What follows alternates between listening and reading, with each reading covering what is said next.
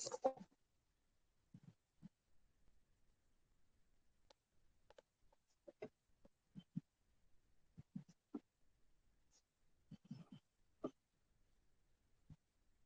आप सभी को गुड मॉर्निंग। एक बार जितने भी आप बैठे हुए हैं उस इसको लेकर के, जिसमें कि एसआई भर्ती परीक्षा जो अभी हाल ही में 2024 में निकला हुआ है, और आप सभी का स्वप्न है कि आप ऐसे भर्ती परीक्षा में आप अपना सिलेक्शन को सहज कर सके, इजी कर सके स्वराज आईएएस के माध्यम से। तो ऑनलाइन स्टूडेंट्स यहाँ पर जितने भी है, एक बार आप मुझे रिप्लाई कर देंगे कि सर आपका ऑडियो वीडियो सब चीज क्लियर है। एक बार बस मुझे रिप्लाई कर देंगे, is this clear to all of you और not. Pushpa ji good morning. Bhupesh ji, Hemant ji, आपने हैंड रेस किया है, कोई प्रॉब्लम है तो एक बार मुझे बता देंगे।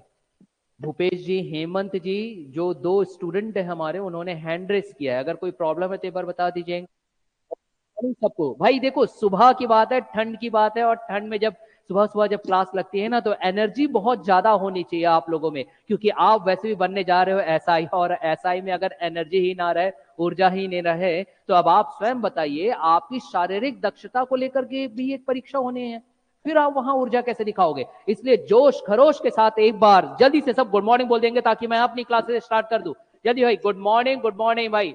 ऑडियो इज ओके, प्रवीण जी कह रहे हैं, अकरम जी कह रहे हैं सब सही है सर, ओके। गुड मॉर्निंग भाई, गुड मॉर्निंग गुड मॉर्निंग। बस ऐसे ही जोश के साथ हम शुरुआत करेंगे, जल्दी फास्ट फास्ट। अब यहां पर मैं एक वीडियो लेकर के आया हूं। ये वीडियो क्यों लेकर के आया हूं, उसके पीछे अपना एक कारण है। कारण है भाई, कारण क्या है? कारण यह है क्योंकि आप सभी एसआई बनना चाहते हैं। आप सभी पुलिस भर्ती परीक्षा जो अभी हाल ही में निकली है, चाहे वो प्लाटून कमांडर की मैं बात कर दूं, या सूबेदार की बात कर दूं, या सब इंस्पेक्टर की बात कर दूं, आप सभी की ख्वाहिश है कि आप बन जाओ। और बहुत से ऐसे लोग होंगे हमारे बीच, मतलब हमारे स्टूडेंट होंगे, जिसका हो सकता है फाइनेंशियल बैकग्राउंड थोड़ा कमजोर हो, आर्थिक स्थिति की मैं बात कर रहा हूं, या हो सकता है आर्थिक स्थिति बेहतर हो, लेकिन उनकी जो मना स्थिति है वो कमजोर होगी कि सर पीएससी ले रहा है, इससे पूर्व व्यापम लेता था, क्या ये बहुत कठिन हो जाएगा, क्या मुझसे बन पाएगा, क्या मैं ये कर पाऊंगा। या हो सकता है कोई स्टूडेंट गर्ल्स जो होंगी या फिर लेडीज जो होंगी, वो ये कह रही होंगी कि सर बहुत से लोगों ने बोला कि मुझ में कमी है, शायद मैं ना कर पाऊं। या फिर कुछ ऐसे लोग होंगे जो ये बोल रहे होंगे कि सर मैं ग्रामीण क्षेत्र से हूं, क्या मुझसे ये सब हो पाएगा। तो बस उसी के लिए मैं एक छोटा सा हार्डली 1 मिनट से भी कम है यहाँ पे एक वीडियो, इसे आप देखेंगे, फिर हम आगे बढ़ते हैं, ठीक है। हेमंत जी, प्रभात जी और चंद्रिका जी, देखिए यहाँ पर ये जो वीडियो है ना, इस वीडियो में अगर ये आपको ऑडियो आता है ठीक है, नहीं तो वीडियो बहुत ज्यादा जरूरी है। यहाँ देखिए,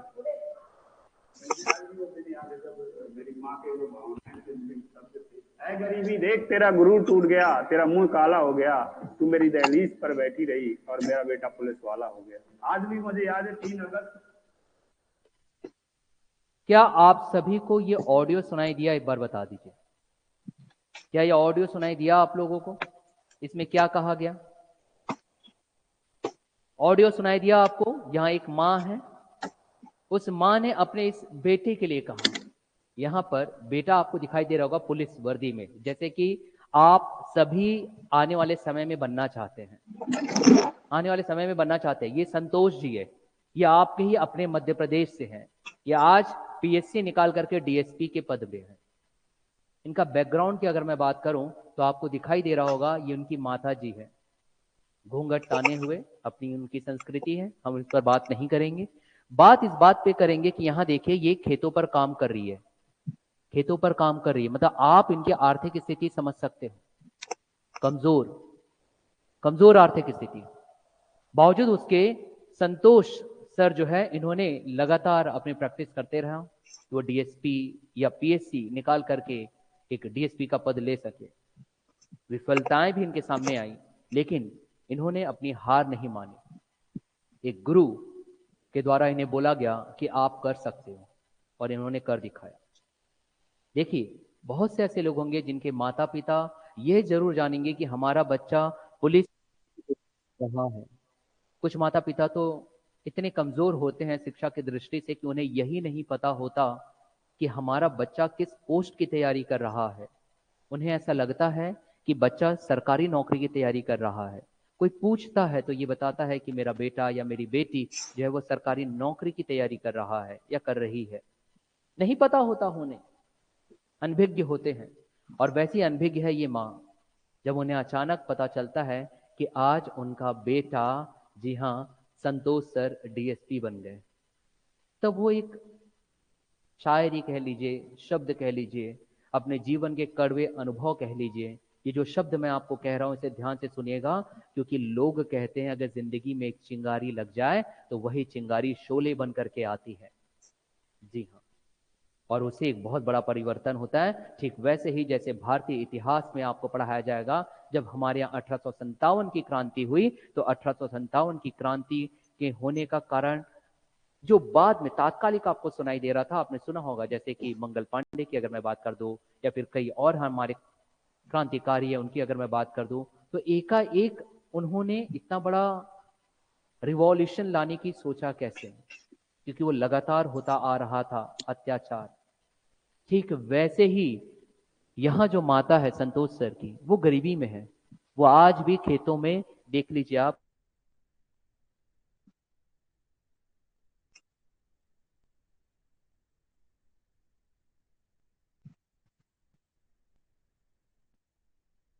कार्य कर रही है। जब आने वाले समय में वर्दी में रहोगे और तब ये माता कहती है कि ऐ गरीबी देख, तू मेरे दहलीज में ऐसे ही बैठे रही, तेरा मुंह हो गया काला और मेरा बेटा बन गया वर्दी वाला, मेरा बेटा बन गया वर्दी वाला।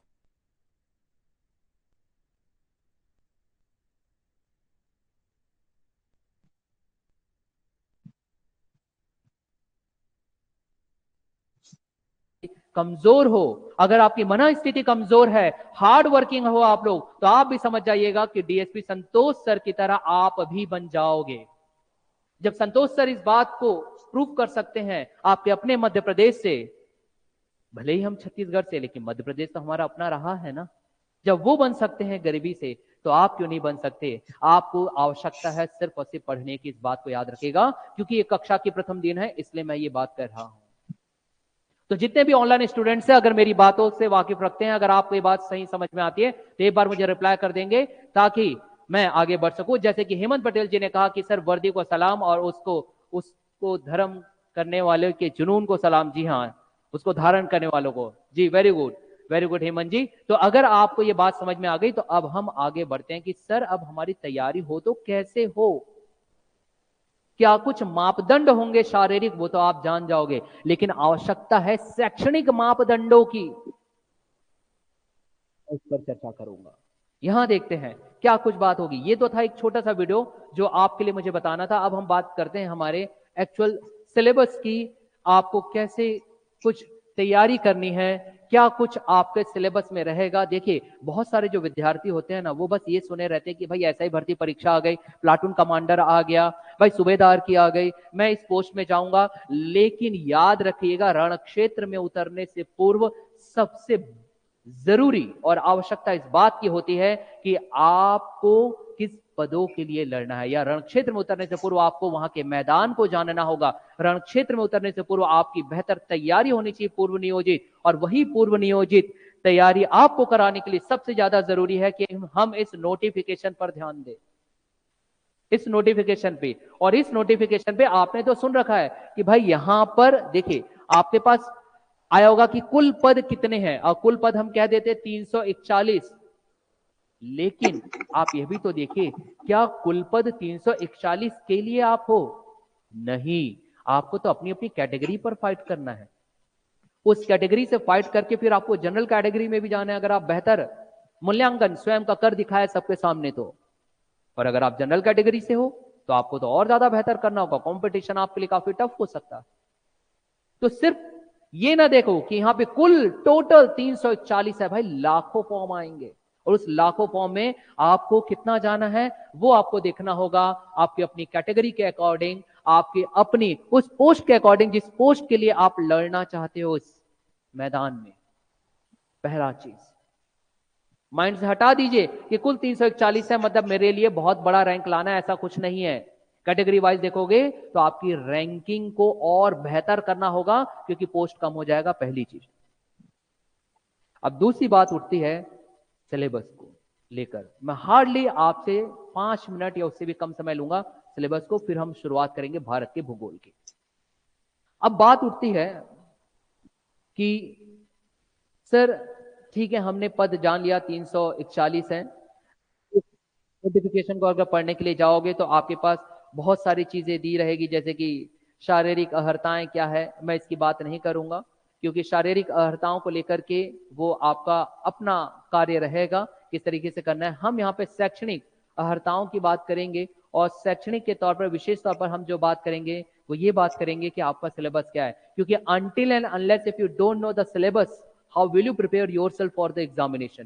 कहने का तात्पर्य यह है कि जब तक कि आप किसी एग्जाम या परीक्षा के पाठ्यक्रम को नहीं जानोगे आप अपनी बेहतर तैयारी कैसे कर सकते हो। क्योंकि और भी ऐसे कई विद्यार्थी होते हैं जो पद देख लेते हैं 341 है, वो तैयारी करना शुरू कर देते हैं लेकिन वो सिलेबस नहीं देखे हुए। सिलेबस में हमें जान करके पता चलता है कि क्या कुछ पढ़ना है और क्या कुछ हमें छोड़ना होगा। तो अब हम इस पर बात करते हैं। यहां देखिए सिलेबस, और मैं आप सभी से एक और निवेदन यह करूंगा कि आप सभी सिलेबस को, विशेष तौर पर सिलेबस को फोटोकॉपी करके अपने सामने रखिएगा, क्योंकि सिलेबस अगर आपको याद रहेगा तो आप अपनी एक बेहतर तैयारी कर सकते हैं। आपको यह पता रहेगा कि कब मैं किस चीज को पढ़ूं और किस चीज को छोड़ूं। इस चीज को याद रखिएगा। देखिए परीक्षा योजना करके आपको मिल जाएगा, परीक्षा योजना। इस परीक्षा योजना के अंतर्गत पहला दिया गया चयन प्रक्रिया में शारीरिक माप का मान। अब शारीरिक माप का जो मान है वो आप बेहतर समझ पाओगे क्योंकि आप इस फील्ड की तैयारी कर रहे हैं, तो मैं इस पर चर्चा नहीं करूंगा। चर्चा मैं इस बात पे करूंगा कि सेकंड जो चरण आपको दिखाई दे रहा है वो प्रारंभिक लिखित परीक्षा। मैं इसके फॉन्ट को थोड़ा और बढ़ा देता हूं ताकि आपको क्लियर दिखाई दे।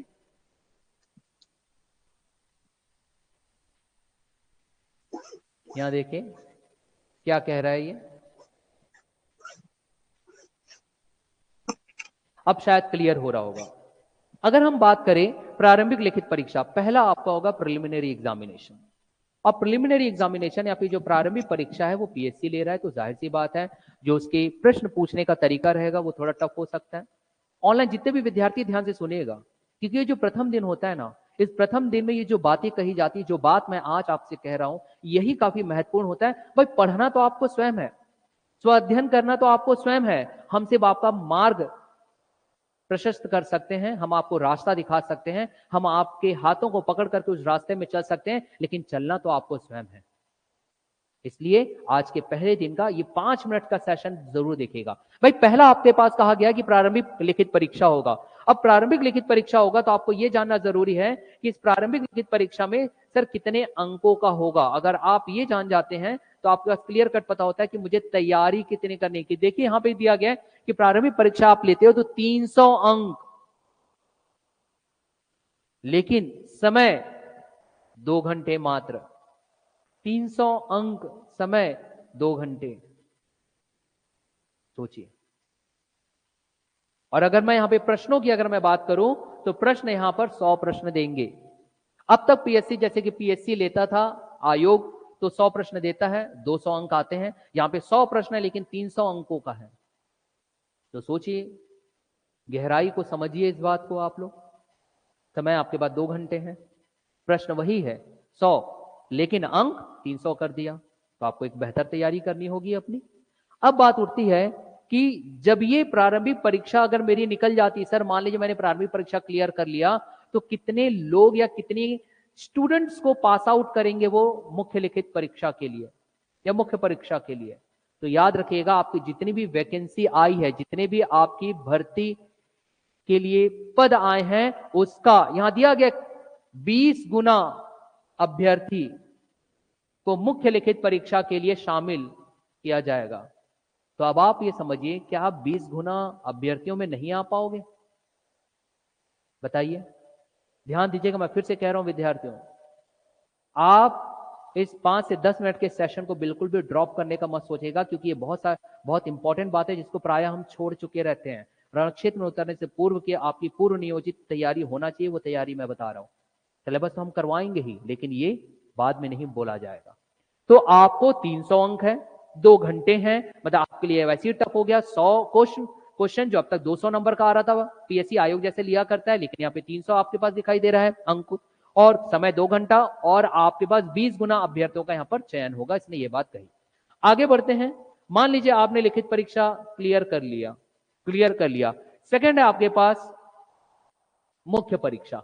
अब मुख्य परीक्षा की अगर हम बात करें तो मुख्य परीक्षा में देखिए, यहां पर मैं मुख्य परीक्षा की भी इसलिए चर्चा कर रहा हूं क्योंकि बहुत से हमारे ऐसे विद्यार्थी होंगे जो अपने अकॉर्डिंग, आप अपने अनुसार पदों का चयन करना चाहोगे, तो पदों का चयन करोगे तो पदों के अनुसार भी आपकी चयन प्रक्रिया में अलग अलग परीक्षाएं होनी है, वो भी मैं क्लियर करना चाहता हूं यहां पर। वरना बहुत से विद्यार्थी सिर्फ एक नाम सुन रखे हैं, भाई हमने भी लिख रखा है एसआई भर्ती परीक्षा, लेकिन क्या सिर्फ आप सब इंस्पेक्टर की तैयारी कर रहे हो सकता है कई उसमें प्लाटून कमांडर भी सोच रहे होंगे, कई उसमें सूबेदार भी सोचे होंगे, कई उसमें भी जो डिवाइड किया गया सेक्शन वाइज उसका सोच रहे होंगे कि सर यहां नहीं तो मैं कम से कम क्राइम ब्रांच वाले फील्ड में चले जाऊं। तो क्राइम ब्रांच वाले फील्ड में जाऊंगा तो मुझे कंप्यूटर की जानकारी होना चाहिए, तो क्या सर कंप्यूटर रिलेटेड वहां पे कुछ एग्जाम स्पेशली मेरे लिए होगा? हाँ बिल्कुल हो सकता है, वो हमें यहां से पता चलेगा। इसलिए पूर्व नियोजित तैयारी होना जरूरी है। अब जब हम लिखित परीक्षा में जाते हैं, मुख्य परीक्षा में, तो पहला दिया गया है, देखिए प्रथम चरण की लिखित परीक्षा, यहां पे कह रहा है यह परीक्षा अब हिंदी तथा अंग्रेजी, यहां दिया गया है हिंदी तथा अंग्रेजी, ध्यान देंगे, और कितने अंकों का? 200 अंकों का आपका हिंदी होगा अगर आप प्रारंभिक परीक्षा निकाल देते हैं। अब बहुत सारे विद्यार्थी होंगे कि सर पहले आप प्रारंभिक तो पढ़ा दीजिए, बाद में हम मुख्य परीक्षा देखते रहेंगे। इसका मतलब आप अपने आप को स्वयं कमजोर कर ले रहे हो। अगर आपका ध्येय क्लियर रहेगा कि मैं मुख्य परीक्षा भी लिखूंगा, तो आप प्रारंभिक परीक्षा में उस सब्जेक्ट पे ज्यादा फोर्स करोगे जो मुख्य परीक्षा में आएगा। मैं ये बताना चाहता हूं यहां पर लिंक करके, इसलिए सभी विद्यार्थी ध्यान दीजिएगा। और अगर आपको ये बातें समझ में आई, विनोद जी गुड मॉर्निंग, तो आप मुझे लाइक जरूर दे दीजिएगा। भाई जमाना तो लाइक का चल रहा है ना, आप रील्स बनाते हो जबकि जिंदगी रियल में कुछ और जी जाती है 2 लाइक के लिए। तो मैं क्रांति सर हूं आपका अपना, आपको बहुत सारे कुछ सब्जेक्ट्स है जो मैं खुद पढ़ाऊंगा। अगर आपको मेरी बातें अंत में समझ में आए तो आप मुझे 25 से 30 लाइक ठोक दीजिएगा। भाई हम हंसते हंसाते पढ़ेंगे, बिल्कुल निश्चिंत रहिएगा, हंसते हंसाते। पिछले मेरे 11 से 12 वर्षों का अनुभव है और उस अनुभव के साथ मैं आपको पढ़ा रहा हूं, इस बात को समझिए। ठीक, अब आप देखिए, हमने देखा कि सर परीक्षा होगा कितने अंकों का होगा? 200 अंकों का होगा। सर कितना समय होगा? तो याद रखेंगे 2 घंटों का होगा। सर 2 घंटों का होगा तो अंक कितने होंगे? यहां पर भी देखिए, हमारा स्टेट प्राय हिंदी भाषी है, इसलिए हिंदी को ज्यादा महत्व दिया जाएगा। हिंदी के लिए 125 अंक और अंग्रेजी के लिए मात्र 75। ये इसलिए कहा जा रहा है भाई, अगर कोई विद्यार्थी हिंदी माध्यम से और उसको चिंता लगे कि सर अंग्रेजी तो मेरी कमजोर है, तो भाई अंग्रेजी मात्र 75 नंबर का है, उसमें भी ज्यादा टफ नहीं, आगे मैं क्लियर कर दूंगा। ध्यान दीजिए, तो ये क्लियर हो गया पहला पेपर आपके पास, हिंदी तथा अंग्रेजी। याद रखिएगा ये सभी अभ्यर्थियों के लिए, चाहे आप किसी भी पोस्ट के लिए लड़ाई लड़ रहे होंगे, सभी अभ्यर्थियों के लिए भाई 200 अंक, 2 घंटे, 125 अंक का आपको हिंदी और अंग्रेजी 75 अंकों का। इतना क्लियर हो गया। दूसरा जो आता है, फिर से याद रखिएगा, ये भी सभी अभ्यर्थियों के लिए कंपलसरी है, कंपलसरी। फिर उसके बाद पोस्ट के अकॉर्डिंग डिवाइड कर दिया जाएगा पेपर, और फिर हम तैयारी करेंगे हमें हमारी कितनी रिक्वायरमेंट है कौन से सब्जेक्ट पर। तो ध्यान दीजिएगा। अब बात आती है सामान्य ज्ञान एवं सामान्य अध्ययन में। तो जब आप सामान्य ज्ञान और सामान्य अध्ययन की अगर बात करते हो, ये सेकंड पेपर है, क के बाद ख यहां पर दिखाई दे रहा है, कितने अंकों का? तो ये भी 200 अंकों का है, ये सभी अभ्यर्थियों के लिए है। अवधि की अगर बात करें, देखिए अवधि में परिवर्तन हुआ है, इससे पूर्व अवधि 2 घंटे की थी, लेकिन ये अवधि 3 घंटे की है। मतलब 3 घंटे तक आपको लिखित तैयारी भी करनी पड़ेगी। देखिए कितना टफ है चीजें, तब जाकर के आपको ऐसा ही पद मिलेगा, इतना आसान नहीं है। तो यहां पर पता चल गया। अब बात आती है कि सर क्या यहाँ पे मैथ्स रिलेटेड कुछ होगा? हाँ बिल्कुल होगा। जब हम मैथ्स रिलेटेड की बात करते हैं तो यहां पर दिया गया एप्टीट्यूड टेस्ट। यहां देखिए बात चल रही है एप्टीट्यूड टेस्ट की। अब ये जो एप्टीट्यूड टेस्ट है सर कितने अंकों का होगा? तो ये भी आपके पास 200 अंकों का होगा। सर कितने घंटे का होगा? तो याद रखिएगा ये मात्र 2 घंटे का होगा, 2 घंटे का है ये। सर क्या ये सभी स्टूडेंट्स के लिए है? हाँ ये सभी स्टूडेंट्स के लिए, सभी अभ्यर्थियों के लिए, यहां पे किसी प्रकार का आपको कोई ऑप्शन नहीं है, सभी अभ्यर्थियों के लिए। इसलिए मैं बार बार कह रहा हूं, आप सभी विद्यार्थियों से करबद्ध निवेदन है कि मेरे इस 5 मिनट से 10 मिनट के सेशन को बहुत अच्छे से समझिए, पूरा रोड मैप क्लियर हो जाएगा आपको करना क्या है आने वाले 4 महीनों में या 5 महीनों में, जब तक हमारी कक्षाएं चलेगी। अब यहां देखिए भाई, ये तो क्लियर हो गया सर एप्टीट्यूड टेस्ट। सर यहां पर यस अकरम जी कह रहे सर मेंस का एग्जाम रिटर्न होगा या ऑब्जेक्टिव टाइप ही होगा? अकरम जी, मेंस का एग्जाम आपका लिखित होगा, ऑब्जेक्टिव नहीं होगा, लिखित लिखना होगा आपको, लिखित परीक्षा यहां पे कहा जा रहा है। ठीक है, अब आगे बढ़ा जाए थोड़ा सा। देखिए अब आपके पास क्या कह रहा है, लेकिन लिखित परीक्षा कैसे होगी। अब आप ऑब्जेक्टिव को भी यहाँ पे लिखित, कई बार देखिए हम अगर प्रारंभिक परीक्षा की बात करें तो हमें वस्तुनिष्ठ प्रश्नों को लेकर के वहां पर भी प्रथम परीक्षा में लिखित कह दिया गया है। तो यहाँ पर विद्यार्थियों को थोड़ा डाउट रहता है कि लिखित का मतलब क्या है सर, वस्तुनिष्ठ प्रश्न आएंगे कि हमको इस तरीके से लिखना होगा। ये सारी चीजें मैं क्लियर करूंगा, पहले हम इसकी बात कर लेते हैं हेमंत जी। ठीक है हेमंत बेटे सर, बट इसके पहले ऑब्जेक्टिव टाइप हुआ है 2023 में। हाँ हेमंत जी, अगर आप देखोगे मैं क्लियर करूंगा ना आपका, लिखित मतलब मैं क्लियर करूंगा, मैं वही कह रहा हूं। और जो इससे पूर्व 2023 की अगर आप बात करोगे तो आपको ये देखना होगा व्यापम ले रहा था या फिर आयोग ले रहा था। ठीक है हेमंत जी, तो थोड़ा सा आप धैर्य रखिए, मैं पहले ये क्लियर कर देता हूं। देखिए आपको लिखित परीक्षा रहे मतलब कि आंसर राइटिंग कर रहे या फिर ऑब्जेक्टिव रहे, पढ़ना तो आपको सब्जेक्ट है ही, तो मैं पहले सब्जेक्ट पे फोकस कर रहा हूं। ठीक है, तो थोड़ा सा ध्यान रखिए, क्योंकि लिखित परीक्षा से कहीं ज्यादा टफ तथ्यात्मक वस्तुनिष्ठ प्रश्न होते हैं, यकीन मानिए, क्योंकि उसमें बहुत सारे तथ्यों को आपको याद रखना होगा, और अगर तथ्य याद है तो ही आप लिख पाओगे। ये सारी चीजें मैं क्लियर करूंगा, थोड़ा सा आप यहां पर ध्यान देंगे। ठीक है, अब यहां ध्यान दीजिएगा, एप्टीट्यूड टेस्ट क्लियर हो गया हमारा, ये सभी अभ्यर्थियों के लिए। अब आता है कि कुछ अभ्यर्थी बोलेंगे कि सर यहां पर विज्ञान से संबंधित भी बात कही गई है। हाँ कही गई है, विज्ञान में अगर बात करोगे तो गणित की बात कही जा रही, मतलब मैथमेटिक्स, भौतिकी मतलब फिजिक्स, और रसायन मतलब केमिस्ट्री की परीक्षा। लेकिन याद रखिएगा ये सभी अभ्यर्थियों के लिए है या नहीं, इस बात को मैं अभी क्लियर कर देता हूं। यह परीक्षा भी 200 अंकों की होगी, चलो ठीक है ये क्लियर हो गया। दूसरा अवधि कितना होगा, 2 घंटे का होगा, ठीक है सर ये भी क्लियर हो गया। लेकिन विशेष तौर पर यहां पर ध्यान दोगे आप, वो ये है केवल, देखिए इसलिए डरना नहीं है। हमारे कई ऐसे अभ्यर्थी होंगे जो हो सकता है कॉमर्स फील्ड से आगे बढ़े होंगे, कई ऐसे अभ्यर्थी होंगे जो कि आर्ट्स के फील्ड से आगे बढ़े होंगे, पीजी किए होंगे आपने, यूजी किए होंगे, और कई ऐसे होंगे जो मैथ्स और साइंस वाले भी होंगे लेकिन काफी समय से उनका छूट चुका होगा। तो घबराना नहीं है, ये किनके लिए, केवल ऐसे अभ्यर्थियों के लिए अनिवार्य होगा जिन अभ्यर्थियों ने, यहां देखिए, उप निरीक्षक अंगुल चिन्ह प्रश्नाधीन दस्तावेज के पदों पर भर्ती के लिए आवेदन किया है। याद रखिएगा, मैंने इसलिए कहा कि आपको पता होना चाहिए ताकि आपके मस्तिष्क में किसी प्रकार का भय ना रहे कि सर विज्ञान पूछ देगा, गणित पूछेगा, भौतिकी पूछेगा, रसायन पूछेगा, मैं कैसे करूंगी। तो भाई आप देख लीजिए क्या आपने उप निरीक्षक अंगुल चिन्ह के लिए भरा है या फिर ऑब्लिक करके प्रश्नाधीन दस्तावेज के लिए भरा है, तो अनिवार्य है आपके लिए। पहला चीज क्लियर। अब हम पढ़ते हैं कि सर कंप्यूटर संबंधित चीजों को भी क्या मुझे पढ़ना होगा। हाँ, तो कंप्यूटर संबंधित चीजों के लिए भी देखते हैं, ये भी हर विद्यार्थियों के लिए अनिवार्य नहीं है, यहां ध्यान दीजिएगा। क्यों? क्योंकि यह परीक्षा भले ही 200 अंकों की है, एकदम क्लियर कट है, 2 घंटों का होगा, ठीक है सर क्लियर कट है, लेकिन यह परीक्षा केवल ऐसे अभ्यर्थियों के लिए अनिवार्य होगा जिन अभ्यर्थियों ने उप निरीक्षक कंप्यूटर, देखिए इसलिए बोला जाता है कि आप सब कैटेगरी को भी देखिए, उप निरीक्षक कंप्यूटर, उप निरीक्षक साइबर क्राइम के पद के भर्ती के लिए आवेदन किया है, उनके लिए कंप्यूटर संबंधित जो ज्ञान है वो आपको पता होना चाहिए। तो ये भी एक थोड़ा सा टेंशन क्लियर हुआ आप लोगों का कि सर क्या मुझे कंप्यूटर यहाँ पढ़ना होगा। तो यहाँ पर बिल्कुल क्लियर कट लिखा गया है कि वही विद्यार्थी पढ़ेंगे जिन्होंने साइबर क्राइम या कंप्यूटर उप निरीक्षक साइबर क्राइम या उप निरीक्षक कंप्यूटर संबंधित भर्ती पर ध्यान दिया है। इतना क्लियर हो गया। अब बात आती है कि सर चलो प्रथम चरण की लिखित परीक्षा तो हो गई है सर, अब आप मुझे बताइए चौथा यहाँ पे जो लिखा हुआ है पृथक चयन सूचियां, इसका मतलब क्या है।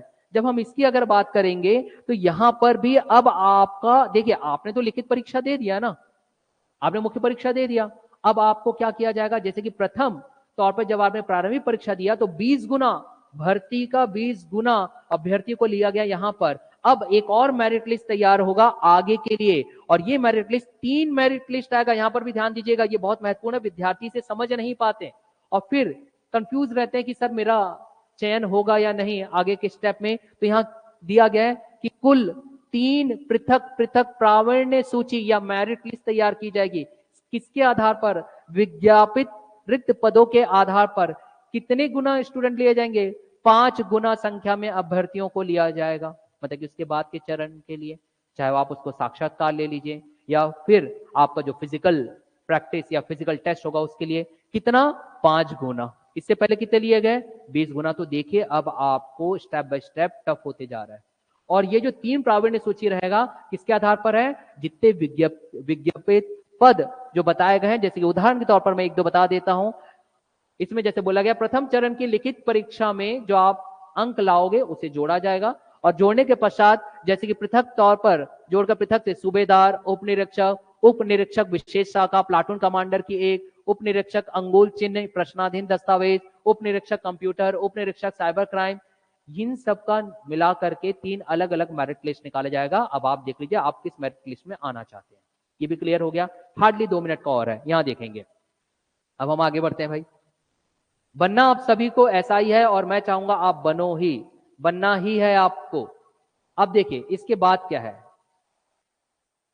इसके बाद अब आपका शारीरिक तौर पर शारीरिक दक्षता परीक्षा होगी, जो हमें बताने की आवश्यकता नहीं है, ये आपके ऊपर है, आप कैसे तैयारी करते हो भाई। अगर शारीरिक दक्षता की तैयारी हम ही करवा लिए रहते तो आप देखिए ना, आपके क्रांति सर भी एक अच्छे हाइट वाइट के हेल्थ के होते। भाई मैं तो हूं ही नहीं, 5-1 का मैं खुद दौड़ रहा हूं, मैं दौड़ने भागने वाला होता, मैं ये हूं नहीं। इसका मतलब कि शारीरिक दक्षता परीक्षा ये आपको स्वयं करनी होगी, तो मैं इस पर चर्चा नहीं करूंगा, वो आप देख लीजिएगा। इसके बाद का महत्वपूर्ण है जो हम चर्चा करेंगे, वो ये है साक्षात्कार, मतलब कि इंटरव्यू। अब साक्षात्कार, कई विद्यार्थियों को ये पता नहीं होता, बस मैं इंटरव्यू देने जा रहा हूं सर, कितने अंकों का होगा, क्या कुछ उसकी रणनीति होगी। तो याद रखिएगा जब आप साक्षात्कार के लिए जाओगे तो 100 अंकों का होगा, ये भी विशेष तौर पर याद रखेंगे। कितने अंक होंगे? 100 अंक। और साक्षात्कार के पूर्व ऐसे सभी अभ्यर्थियों को जिन्होंने 1 से अधिक पदों हेतु आवेदन प्रस्तुत किया है, आवेदित पदों की अग्र मान्यता ऑनलाइन दर्ज करनी होगी। भाई ये आपको ऑनलाइन प्रोसेस है, इसको पहले करना पड़ेगा। अभ्यर्थियों द्वारा दर्ज की गई अग्र मान्यता तथा आवेदित पद हेतु अर्हता के आधार पर अंतिम चयन की प्रक्रिया की जाएगी। बस ये आपको मुझे बताना था। इतना क्लियर हो गया? ये था आपकी एक प्रॉपर रणनीति। अब इस रणनीति में बात करेंगे सब्जेक्ट की, और याद रखिएगा सब्जेक्ट की जब बात होती है तो मैं आपका अपना क्रांति सर अभी हाल ही में आपको पढ़ाऊंगा भारत का भूगोल, जैसे कि आपने टॉपिक में देख रखा है। अब भारत का भूगोल भी क्या पढ़ना है क्या छोड़ना है, ये बहुत ज्यादा जरूरी होता है। क्यों? क्योंकि याद रखेंगे हम क्या पढ़ेंगे उससे बहुत ज्यादा इंपॉर्टेंट होता है हम क्या छोड़ेंगे। क्योंकि सिलेबस तो अथाह सागर है ना, सब चीज कैसे पढ़ते रहोगे भाई। जब आपने कक्षा 10वीं तक का जो सब्जेक्ट या विषय को अध्ययन किया 6वीं से 10वीं तक, अब वो एक 5 महीने में आपको कंप्लीट करना है, तो बताइए 5 महीने में हाउ इज इट पॉसिबल? जो आपने वहां 5 साल लगाए यहाँ 5 महीने में कर दो। इसलिए आपको ये पता होना चाहिए कि आपको क्या छोड़ना है। चलिए अब हम बात करते हैं हमारे सीधा सीधा विषय की। देखिए सबसे पहले बात होती है आपके पास प्रथम प्रारंभिक परीक्षा की। जब हम प्रारंभिक परीक्षा की हम बात कर रहे हैं तो यहां देखिए क्या बोल रहा है। प्रारंभिक परीक्षा जैसे कि मैंने बताया प्रश्न 100 रहेंगे, अंक आपके पास 300 रहेगा, समय आपके पास 2 घंटे रहेंगे, आपके पास सामान्य अध्ययन रहेगा। अब सामान्य अध्ययन का रणनीति मैं क्यों बता रहा हूं इसे ध्यान से सुनिएगा विद्यार्थियों, बिल्कुल ध्यान से सुनिएगा क्या कह रहा है। इसे देखिए हैंड रेस, ठीक,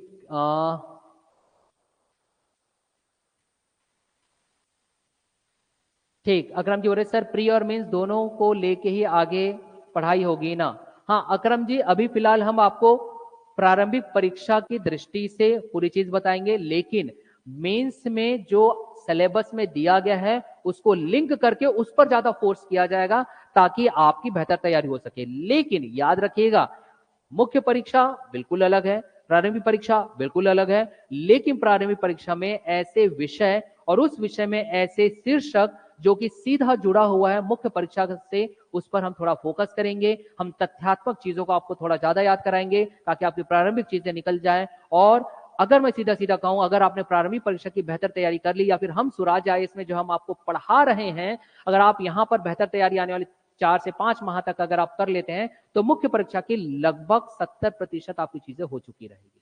बाकी बचे 30% वो अलग अलग विषय हैं, वो हम बाद में करवाएंगे, यहां पर ध्यान दीजिएगा। लेकिन अभी फिलहाल हम प्रारंभिक परीक्षा की यहां पर बात कर रहे हैं। अब यहां पे देखिए आपके पास दिया गया है प्रश्न 100 आएंगे, कुल अंक 300 रहेगा, समय कितने रहेगा? 2 घंटे रहेंगे। अब बात उठती है कि सर 2 घंटे का है तो हमारे पास सब्जेक्ट कौन कौन से? देखिए कितना टफ कर दिया है आप लोगों के लिए, बहुत ज्यादा टफ। भाई इतना टफ तो हम जब पीएससी वाले विद्यार्थियों के लिए करवाते हैं ना तब हमें दिखाई नहीं देता। कारण उसका यह है, देखिए यहां पे दिया गया सामान्य अध्ययन और सामान्य अध्ययन में कुल कितने प्रश्न? 35 प्रश्न। और उस 35 प्रश्न में कितना अंक? 105 अंक। अब देखिए इस 35 अंक में सब्जेक्ट कितने, कितना टफ कर दिया गया है। सब्जेक्ट की अगर मैं बात करूं तो आपको क्लियरली दिखाई दे रहा होगा 8 सब्जेक्ट, जिसमें कि हिस्ट्री है, जिसे आप इतिहास कहते हो, भारत का भूगोल है, मैं वैसे भूगोल की अभी चर्चा करूंगा, बस थोड़ा सा इन शॉर्ट बता रहा हूं, संविधान है, अर्थव्यवस्था है, विज्ञान है, और टेक्नोलॉजी की हमें बात की जाएगी, कला संस्कृति मतलब कल्चर की बात की जाएगी, और करंट अफेयर की बात की जाएगी, और एनवायरमेंट। 8 सब्जेक्ट मिलाकर के 35 अंक। अब 35 को अगर आप 8 से डिवाइड कर दिए भाई, 8 पंचे तो 40 होता है, 8 पंचे 40 होता है, लेकिन 35 प्रश्न बोल रहा है, मतलब कि लगभग कितने? 7 5 35। मतलब कि इतने सारे सब्जेक्ट, अगर मैं औसतन की बात करूं, 8 सब्जेक्ट, हर एक सब्जेक्ट से एट मोस्ट कितने प्रश्न? 7 प्रश्न। देखिए कितना कठिन हो गया आप लोगों के लिए, समझिए इस बात को। कितने सब्जेक्ट? 8 सब्जेक्ट, 35 अंक, सॉरी 35 प्रश्न, अंक 105। इसका मतलब क्या हुआ? 35 प्रश्न पूछ रहा है 8 सब्जेक्ट से, तो हर एक सब्जेक्ट से औसतन कितने?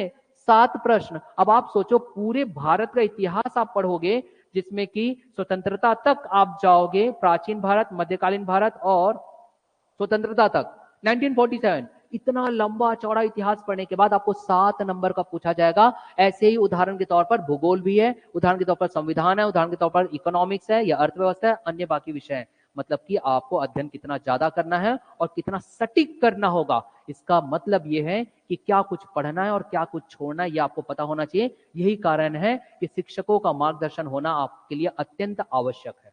देख लीजिए, ताकि आपको पता रहे कि आप क्या छोड़ें और क्या पढ़ें। अब मैं बात करता हूं मेरे विषय की। यहां ध्यान दीजिएगा कि मैं कौन सा विषय लूंगा। मैं यहां पर विषय लूंगा आपको भारत का भूगोल। यहां देखिए क्या लिखा गया, इसमें भी देखिए भारत का भौतिक, दूसरा कह रहा है सामाजिक, और तीसरा कह रहा है यहां पर आर्थिक भूगोल। और भारत का भूगोल अगर मैं बात करूं 6वीं से 10वीं तक का भूगोल, और बहुत डीप में पढ़ना तो 11वीं 12वीं को भी हम ऐड कर देते हैं। 6वीं से 10वीं ले लीजिए, 5 साल का भूगोल। अब 5 साल के भूगोल को मुझे मतलब कि 6वीं से 10वीं तक के भूगोल में, अब आप देखो कितने नंबर का बताना है आपको? 7 क्वेश्चन, एटमैक्स 12 से 14 नंबर का आ सकता है। मैं मोटा मोटा हिसाब 7 दूनी 14 आपको बता दिया। ये मान के चलिए ये आपके पूछेगा 6 से 7 क्वेश्चन, और प्रश्न 6 से 7 आ सकते हैं। भूगोल की मैं बात करूंगी, भूगोल पढ़ाऊंगा। अब भाई मैं विषय पे जा रहा हूं, बिल्कुल ध्यान दीजिएगा, विषय पे जा रहा हूं विद्यार्थियों। तो यहां पर 6 से 7 प्रश्न आ सकते हैं, प्रश्न और अंक 12 से 14। मान लीजिए अगर 100 प्रश्न है, 300 आ रहा है, तो एक मोटा मोटा मैं हिसाब बता रहा हूं अंक की। अंक छोड़ो, इतना तो समझ में आ गया कि आपके पास कितने प्रश्न आएंगे? 6 से 7, इतना तो समझ में आ गया। सोचिए 6 से 7 प्रश्न पूरे भूगोल में, मतलब कि आपको क्या पढ़ना है क्या छोड़ना है वो आपको जानकारी होना चाहिए। अब बात उठती है कि सर ये जो भारत का भूगोल है वो आप कैसे पढ़ाओगे? जैसे अकरम जी ने मुझसे पूछा, तो अकरम जी और मैं बाकी अभ्यर्थियों से बात करना चाहूंगा कि भारत का भौतिक, सामाजिक, आर्थिक भूगोल, अब मैं इसको विशेष तौर पर फोकस करूंगा मुख्य परीक्षा को। मैं मुख्य परीक्षा का पढ़ाऊंगा ये नहीं कह रहा हूं, मैं यहां पर प्रारंभिक परीक्षा की ही दृष्टि से आपको पढ़ाऊंगा तथ्यात्मक चीजों को, लेकिन मेनली फोकस किसको करूंगा? जो मुख्य परीक्षा में टॉपिक दिए रहेगा उसको भी ध्यान में रख करके, क्योंकि वो तो बाद में आपको पढ़ाना ही है ना हमें, जब आप अगर हमारे पास आते हैं तो, है ना। तो अब हम देखते हैं कि मुख्य परीक्षा में क्या है। यहां देखिए जैसे कि ये हो गया, अब ये 3 को मैं अभी क्लियर करूंगा, आपको क्लियर करूंगा, बिल्कुल निश्चिंत रहिए। भौतिक, भारत के भौतिक में हम क्या पढ़ेंगे? तो जैसे कि भारत का एक मैप से लगे हुए जो हमारे पास नेबर या फिर पड़ोसी राज्य है, हम वहां पे बाउंड्री की बात करेंगे। हम भारत की क्या क्या क्लाइमेट है, क्लाइमेट जलवायु की मैं बात करूंगा। भारत के आसपास जो जुड़े हुए जो महासागर है उनका क्या प्रभाव पड़ता है, हम उसको देखेंगे। ये बातें जो आएगी वो किसमें आएगी? भौतिक में। जैसे कि हम भौतिक की अगर हम बात करेंगे, राष्ट्र उद्यान की मैं बात करूंगा, हम वहां पे वन्य जीवों की हम वहां पर बात करेंगे। ये भारत के भूगोल की बात है। अब बात उठती है कि सर मुझे समझ में नहीं आ रहा कि सामाजिक भूगोल क्या है, सामाजिक भूगोल क्या है मुझे समझ में नहीं आ रहा सर। जब हम यहाँ पे सामाजिक भूगोल की बात करते हैं तो याद रखिएगा, मैं भारत के जो हम लोग जो है, लोग भारत के, हम भारत के लोग, ये संविधान में आपको पढ़ाया जाएगा। तो हम जो भारत के लोग हैं, हमारी अपनी क्या कल्चर है, हमारा क्या अपना रिलीजन है, हमारी अपनी क्या संस्कृति, हमारा अपना क्या धर्म है, और उस संस्कृति हमारे कल्चर के अकॉर्डिंग का क्या प्रभाव भारत के भूगोल पर पड़ता है। अब प्रश्न उठता है कि सर हमारी कल्चर का क्या प्रभाव पड़ता है। सर ये मुझे नहीं समझ में आ रहा है, मैं उदाहरण के तौर पर आपको बताता हूं तो क्लियर हो जाएगा।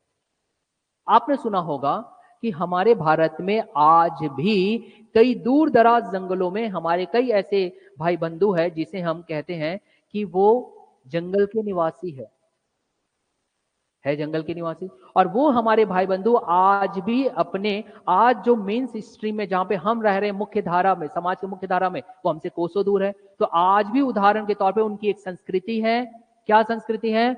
वो क्या करते हैं, खेतों को हर बार एक ही खेत में हल नहीं जोतते थे, वहीं पे फसल नहीं उगाते। वो क्या करते हैं, slash and burn. Slash and burn मतलब कि कर्तन और दहन प्रक्रिया को अपनाते हैं, जिसे इंग्लिश में शिफ्टिंग एग्रीकल्चर कहा जाता है। मतलब कि उन्होंने क्या किया, जंगल को साफ कर दिया, जंगल को साफ करने के बाद वहां पे खेती बाड़ी उन्होंने कर दिया। अब खेती बाड़ी से उन्हें जो भी उपज प्राप्त हुई, अब वो उसको 6 महीने के लिए ड्रॉप कर देंगे फसल काटने के बाद, और वहां पे आग लगा देंगे, ताकि प्राकृतिक तौर पर क्या हो जाएगा, वहां पर जो उनकी उर्वर शक्ति है मृदा की वो बेहतर हो जाएगी, और फिर कहीं और जंगल के स्थान पर चले जाते हैं, वहां पे जंगलों को काट देते हैं। इसको कहा जाता है शिफ्टिंग एग्रीकल्चर। अब ये शिफ्टिंग एग्रीकल्चर उनके कहां से आया, उनके कल्चर से आया, लेकिन प्रभाव किस पर पड़ रहा है, भारत के भूगोल पर। भाई पेड़ काटना ठीक बात भी तो नहीं है, लेकिन आप उन्हें कैसे समझाओगे, ये तो उनके कल्चर पर उनको दिखाई दे रहा है ना। तो ये है सामाजिक भूगोल जिसकी मैं आपको बात करूंगा। आई थिंक इट्स क्लियर। अब बात उठती है कि सर यहां पूरा आर्थिक भूगोल में आप क्या पढ़ाओगे, आर्थिक भूगोल भी बात कर रहे हैं। देखिए जब हम आर्थिक भूगोल की बात करते हैं, अब मैं उदाहरण की बात करता हूं, जैसे कि हम यहां पे बात करेंगे इंडस्ट्री, जिसे आप कहते हैं उद्योग। एक उदाहरण की मैं बात कर रहा हूं, उद्योग हो गया, फसलों को अगर आप बेचते हो तो आपके पास कुछ रेवेन्यू जनरेट होता है, राजस्व। तो इस प्रकार की हम ट्रेड या व्यापार की यहां पे बात करेंगे, जहां पे राज्य सरकार को क्या प्राप्त होगा, राजस्व। जैसे उद्योग की मैं यहाँ पे बात कर दूंगा, और राज्य सरकार को राजस्व प्राप्त हो रहा है, तो जाहिर सी बात है उससे जो धन की प्राप्ति होगी, तो राजस्व से पूर्व तो हम लोगों को प्राप्त होता है ना, तब जाकर के उनको रेवेन्यू मिलता है टैक्स के माध्यम से। उदाहरण के तौर पर ले लीजिए, तो हम यहाँ पर बात करेंगे, इसे हम बोलते हैं इंग्लिश में ह्यूमन ज्योग्राफी, मानव भूगोल। कौन कौन सा, सामाजिक और आर्थिक भूगोल को मानव भूगोल भी कहा जाता है। और ये जो मानव भूगोल है, इसी ह्यूमन ज्योग्राफी या मानव भूगोल में हम एक और चीज पढ़ेंगे। अभी फिलहाल जो हम अध्ययन करेंगे वो है वर्ष 2011 के जनगणना का, क्योंकि अभी तक तो आया नहीं है ना, उसके बाद तो हुआ ही नहीं, आप जानते हो 2021 में होना था, कोरोना आ गया, हुआ नहीं। तो हम 2011 के जनगणना को विशेष महत्व देंगे। हाँ, राज्य सरकार के द्वारा, केंद्र सरकार के द्वारा अगर कुछ जनगणनाओं को विशेष तौर पर प्रेषित किया जाता है इकोनॉमिक सर्वे में, ठीक, तो वहां से मैं कुछ डेटा जरूर लूंगा, आप उसके लिए जरूर निश्चिंत रहिएगा। तो ये हुआ क्लियर। अब मैंने एक बात कहा, जैसे कि हमारे अक्रम सर ने हमें ये बात बोले कि सर क्या आप मुख्य परीक्षा की दृष्टि से पढ़ाएंगे, तो अब मैं आपको मुख्य परीक्षा में चलता हूं। ये क्लियर हो गया आपके पास। देखिए सामान्य अध्ययन, कुल अंक 105 और 35 प्रश्न। अब हम थोड़ा सा आगे बढ़ते हैं कि सर प्रारंभिक परीक्षा में आपने बताया, तो और आपने तो बोला था 300 अंक आएगा। हाँ 300 अंक आएगा। 75 अंक का क्या पूछ रहा है, देखिए ना, 75 अंक का तो आपको छत्तीसगढ़ पूछेगा, और छत्तीसगढ़ में कुल कितने, 25 प्रश्न। अब छत्तीसगढ़ में भी सब्जेक्ट की अगर मैं बात करूं, ध्यान दीजिएगा विद्यार्थी, कोई भी ये नहीं सोचेगा कि सर आज तो हम पढ़ने आए थे और आप हमें क्या पढ़ा रहे हो। भाई मैं आपको पढ़ा रहा हूं आपकी रणनीति, मैं आपको बता रहा हूं कि आपकी स्ट्रेटेजी क्या होगी जब आप रण क्षेत्र में उतरे, एक विराट कोहली की तरह। तो आपके सर में हेलमेट, हाथों में बैट, पैड्स आपके पैरों में होने चाहिए, बेहतर शूज होने चाहिए, एक अच्छी सोच होनी चाहिए, और आने वाले हर बॉल को आप सिक्सर मार सको और बन सको ऐसा ही, ठीक वैसे ही जैसे स्टार्टिंग में मैंने एक वीडियो बताया था संतोष सर का, इसलिए मैं ये बता रहा हूं। और कितना कठिन है ये देखिए, आपके पास कुल प्रश्न कितने हैं, 25 है, 75 अंक के आने हैं। छत्तीसगढ़ में मैं ज्यादा चर्चा नहीं करूंगा, बस इतना आपको बता दूंगा कि यहां देखिए इस छत्तीसगढ़ में भी अगर देखा जाएगा तो 9 टॉपिक है भाई, 9 टॉपिक, और प्रश्न कितने, 25। 25 को अगर मैं 9 से अगर भाग दे दूं तो देखिए 9 तिया 27, है ना। तो हर एक टॉपिक से जो 9 टॉपिक है, औसतन 3 प्रश्न, मगर हर एक टॉपिक अपने आप में कितना बड़ा है। देखिए जैसे छत्तीसगढ़ का इतिहास दिया गया है, और छत्तीसगढ़ का इतिहास ही अपने आप में कितना बड़ा है, जरा ये भी सोचिए। ये देखिए छत्तीसगढ़ का इतिहास, एक उदाहरण मैं ले रहा हूं, स्वतंत्रता आंदोलन का 3 से 4 प्रश्न आने हैं, मैं प्रश्नों की बात कर रहा हूं। कुल 25 प्रश्न है, 9 टॉपिक है, 9 या 27 होता है, औसतन 2 से 3 प्रश्न। तो सोचिए कितना कुछ आपको पढ़ना है। कितना क्लियर हो गया? बस फिर हम आगे बढ़ते हैं। यहां देखें, इसी प्रकार सामान्य मानसिक योग्यता पर आप वर्क करोगे। कुल प्रश्न 10 रहेंगे, 30 अंकों का। सामान्य गणित रहेगा, कुल प्रश्न 10 और अंक 30 ठीक वैसे रहेंगे। इसमें भी आपको एक बेहतर तैयारी करनी है। ये मुझे कुछ आपको बताना था, जिसमें कि सामान्य अंग्रेजी रहेगा, कुल प्रश्न 5 है। इस पर मैं ज्यादा चर्चा नहीं करूंगा, मैं ज्योग्राफी स्टार्ट करूंगा। सामान्य हिंदी रहेंगे, कुल प्रश्न 10, ये आप जानते हो। बस इस हिसाब से अब आपका जो प्रारंभिक परीक्षा है वो आपकी हो जाती है 300 अंकों की। अब एक चीज क्लियर, जो हमारे विद्यार्थियों ने मुझे कहा कि सर मुख्य परीक्षा को लेकर के क्या आपकी रणनीति रहेगी, तो देखिए मैं सीधा सीधा अपने विषय की बात करता हूं, फिर हम चालू करते हैं। जैसे कि यहाँ पे दिया गया विषय सामान्य ज्ञान अध्ययन 3 घंटे का। क्या बोला? उम्मीदवारों को विषय की सामान्य समझ होनी चाहिए, जैसे कि किसी विशेष अध्ययन के बिना एक अच्छी तरह से शिक्षित व्यक्ति कर सकता है। अब यहां पर देखिए सामान्य अध्ययन में ये भूगोल दिया गया है। भूगोल, जैसे कि मैंने आपको बताया था कि मैं क्या क्या अध्ययन करवाऊंगा, ये भूगोल। अब मेरा विषय चालू, अब ध्यान दीजिएगा। भूगोल में भारत के क्षेत्र, मैंने बताया आपको भारत की बाउंड्री आपको पता होनी चाहिए। भारत की बाउंड्री के साथ हम बात करेंगे कि कितना हमारा क्षेत्रफल है, हम बात करेंगे हमारे कौन कौन से पड़ोसी देश हैं, हम बात करेंगे कौन कौन सी हमारी नदियां हैं, हम बात करेंगे हमारे कौन से महासागर का हम पर अत्यधिक प्रभाव पड़ता है। जैसे कि अगर हम बात करें बंगाल की खाड़ी की, ये भारत की क्षेत्र है, इस पर हम बात करेंगे। मैंने बताया कि आपके पास हमें भारत के भौतिक भूगोल में क्लाइमेट को लेकर के बात की जाएगी। तो देखिए मुख्य परीक्षा में मानसून आ गया, जलवायु आ गया, तो हम इस पर चर्चा करेंगे। तो आपकी मुख्य परीक्षा की भी तैयारी होते जा रही है। लेकिन मुख्य परीक्षा पढ़ा रहे ऐसा नहीं है, पढ़ा हम प्रारंभिक परीक्षा रहे, ये कहीं ना कहीं ऑटोमेटिकली क्लियर होते जाता है, लेकिन इसकी तैयारी हम बाद में करवाएंगे आपको। फसलों की मैंने बात किया था, ये देखिए मुख्य परीक्षा में फसलें दिया गया है। हम बात करेंगे भारतीय शहर और स्थान, जैसे कि मैंने बताया वहां के रहवासियों की हम बात करेंगे। हम बात करेंगे प्रमुख बंदरगाह, खनिज उद्योग, देखिए मैंने जो आपको बताया था। तो इस हिसाब से आपके पास ये भूगोल है मुख्य परीक्षा का, वही जो हम प्रारंभिक परीक्षा में आपको अध्ययन कराएंगे। अब एक छोटी सी बात जो मैं 30 सेकंड में कंप्लीट करना चाहता हूं, इसे आप देख लीजिएगा, मात्र 30 सेकंड में। सर भारत के भूगोल में जब आपने प्रारंभिक परीक्षा बताया तो वहां पे औसतन 6 से 7 प्रश्न आने थे, जबकि भारत भूगोल कितना बड़ा है। सर मुख्य परीक्षा में भी अगर मैं वैसे ही अगर डिवीजन करूं तो यहां पे अगर आप देखते हो तो आपको पता चलता है, यहां ध्यान देंगे कितना दिया गया है, कुल 200 अंक, समय कितने, 3 घंटे। और इसमें अगर विषय को देखो, सामान्य विज्ञान, भारत का इतिहास, भारत के इतिहास का भूगोल दिया गया है। भूगोल के बाद इसी में देखिए छत्तीसगढ़ भी इसमें अटैच कर दिया है, और इसी में ही करंट अफेयर को अटैच कर दिया गया है। यहां पर पॉलिटी को लेकर के भी बात कर दी गई है, इकोनॉमिक्स को भी लेकर के बात कर दी गई है। तो अगर इस हिसाब से मैं अपने भूगोल की प्रश्नों की अगर मैं बात करूं, इस 200 अंक में कुल कितने प्रश्न सर आ सकते हैं? लगभग कुल अंक 200 है, तो लगभग आप मान के चलिए, क्योंकि 8 विषय हैं यहां पर, 8 विषय आपको मिलेगा, सॉरी 15 विषय यहां पे दिखाई दे रहे हैं। देखिए सिर्फ किसकी मैं बात कर रहा हूं, मैं बात कर रहा हूं सामान्य ज्ञान एवं अध्ययन, कुल अंक 200, समय 3 घंटे। इसमें अगर मैं बात करूं तो 15 टॉपिक दिख रहे हैं। 15 टॉपिक को अगर मैं डिवाइड कर दूं 200 से, तो आपके पास लगभग कितने आएंगे? अगर आप देखते हो तो आपके पास हार्डली भारत भूगोल की अगर मैं बात करूं, वहां पे 6 से 7 प्रश्न थे, तो यहां पर आप मान के चलेंगे जस्ट 6 से 7 वहां पर आ रहा था, तो उसके लगभग 10 से 12 मान करके चलिए। अंक को हम डिवाइड कर सकते हैं, क्योंकि 15 है, 200 का आप भाग करके देख लीजिए, 15 छक्के 90 हो रहा है, 15 धाम 150 आ रहा है, तो 10 से 12 लगभग आपके पास 10 से 12 प्रश्न यहां पर भूगोल के आ सकते हैं, या 12 से 14 आगे पीछे हो सकता है, मैं एग्जैक्ट नहीं बता सकता। तो 12 प्रश्न, 12, और वहां बताया था 6 से 7, जस्ट उसका डबल कर लीजिए, तो यहां पर 12 से 14 प्रश्न भूगोल के आ सकते हैं हमारे पास। ये संभावनाओं की मैं बात कर रहा हूं। आई थिंक इट्स क्लियर। अगर ये आपको क्लियर हो गया तो अब हम आगे बढ़ते हैं। अब हम शुरुआत करते हैं हमारे भूगोल की, जो हमारी रिक्वायरमेंट है। जल्दी से एक बार रिप्लाई कर दीजिए, फास्ट।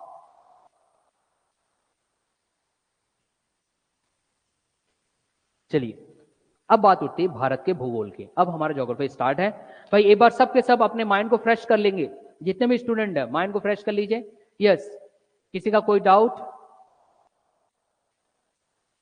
कोई डाउट नहीं है।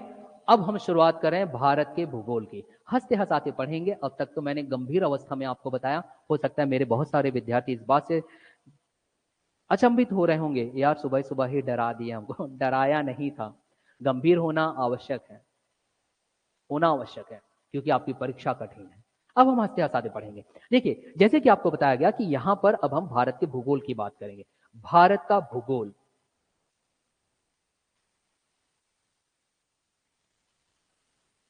चलिए मैं बात कर रहा हूं भारत का भूगोल। स्पेसिफिक चीजें पढ़ेंगे हम, जिसके रिक्वायरमेंट है। बहुत ज्यादा हमें पढ़ना तो है, लेकिन छोड़ना क्या है वो बहुत महत्वपूर्ण है। जैसे कि मैंने बताया 6 से 7 प्रश्न औसतन के तौर पर कि मैं बात कर रहा हूं। मुख्य परीक्षा को लेते हुए बात करेंगे भारत के भूगोल में। सबसे पहले अगर मैं मुख्य परीक्षा भी लेता हूं तो वहां पे दिया गया है भारत का क्षेत्र। तो आपको नहीं लगता कि मुख्य परीक्षा में अगर भारत का क्षेत्र दिया गया है, तो इसका मतलब यह है कि प्रारंभिक परीक्षा में भी भारत के क्षेत्र संबंधित प्रश्न आ सकता है? क्योंकि जिसका वो पेपर लेगा मुख्य में, वो प्री में भी तो पूछ सकता है। तो हमें किसका अध्ययन करना होगा? हमें अध्ययन करना पड़ेगा भारत के पोजीशन की, वो कहां पर है, ये हमें देखना होगा। चलिए अब हम बात करते हैं भारत के पोजीशन की।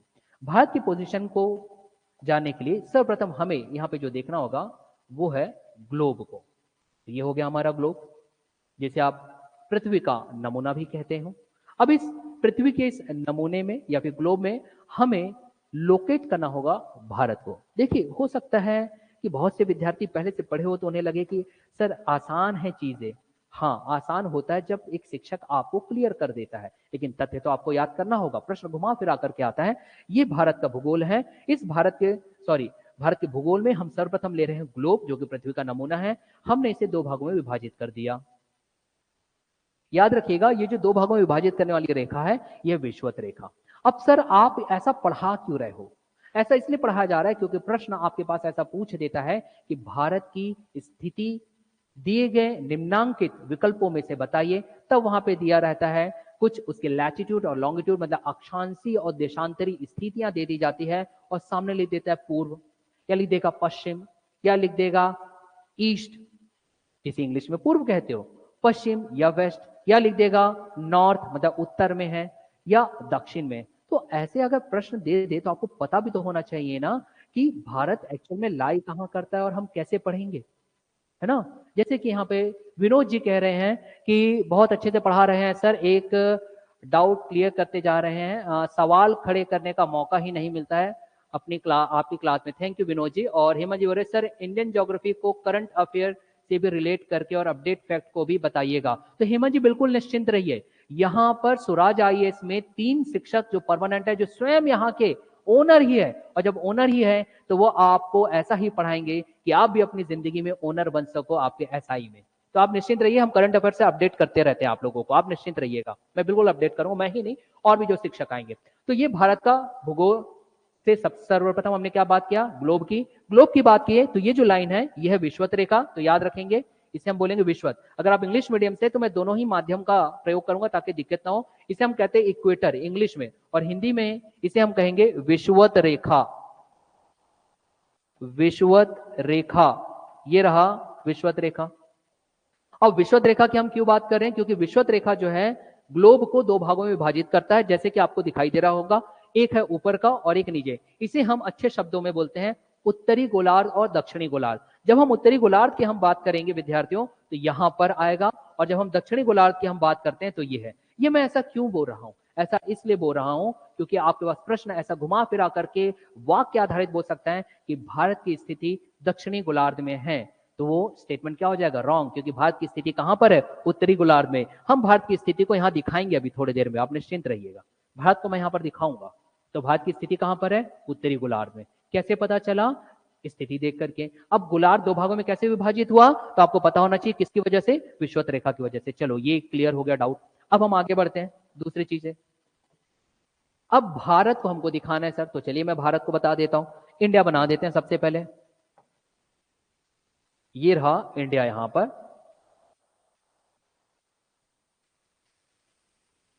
क्योंकि इतने छोटे से स्थान पे लाना है, इसलिए मैं इसे छोटा बना रहा हूं। ये रहा आपका India. I think it's clear to all of you, सबको भारत दिख रहा होगा। ये भारत आ गया। अब देखिए, अगर आपसे प्रश्न आया कि भारत किस स्थिति पर है, तो भारत उत्तरी गोलार्ध में है। पहला चीज क्लियर हो गया हमारा कि भारत कहां पर है, तो भारत उत्तरी गोलार्ध में। एक एक चीज फैक्ट आपको बताया जाएगा, निश्चिंत रहिए। इंग्लिश मीडियम से हो तो आप इसको बोलते हैं नॉर्दर्न हेमिस्फीयर।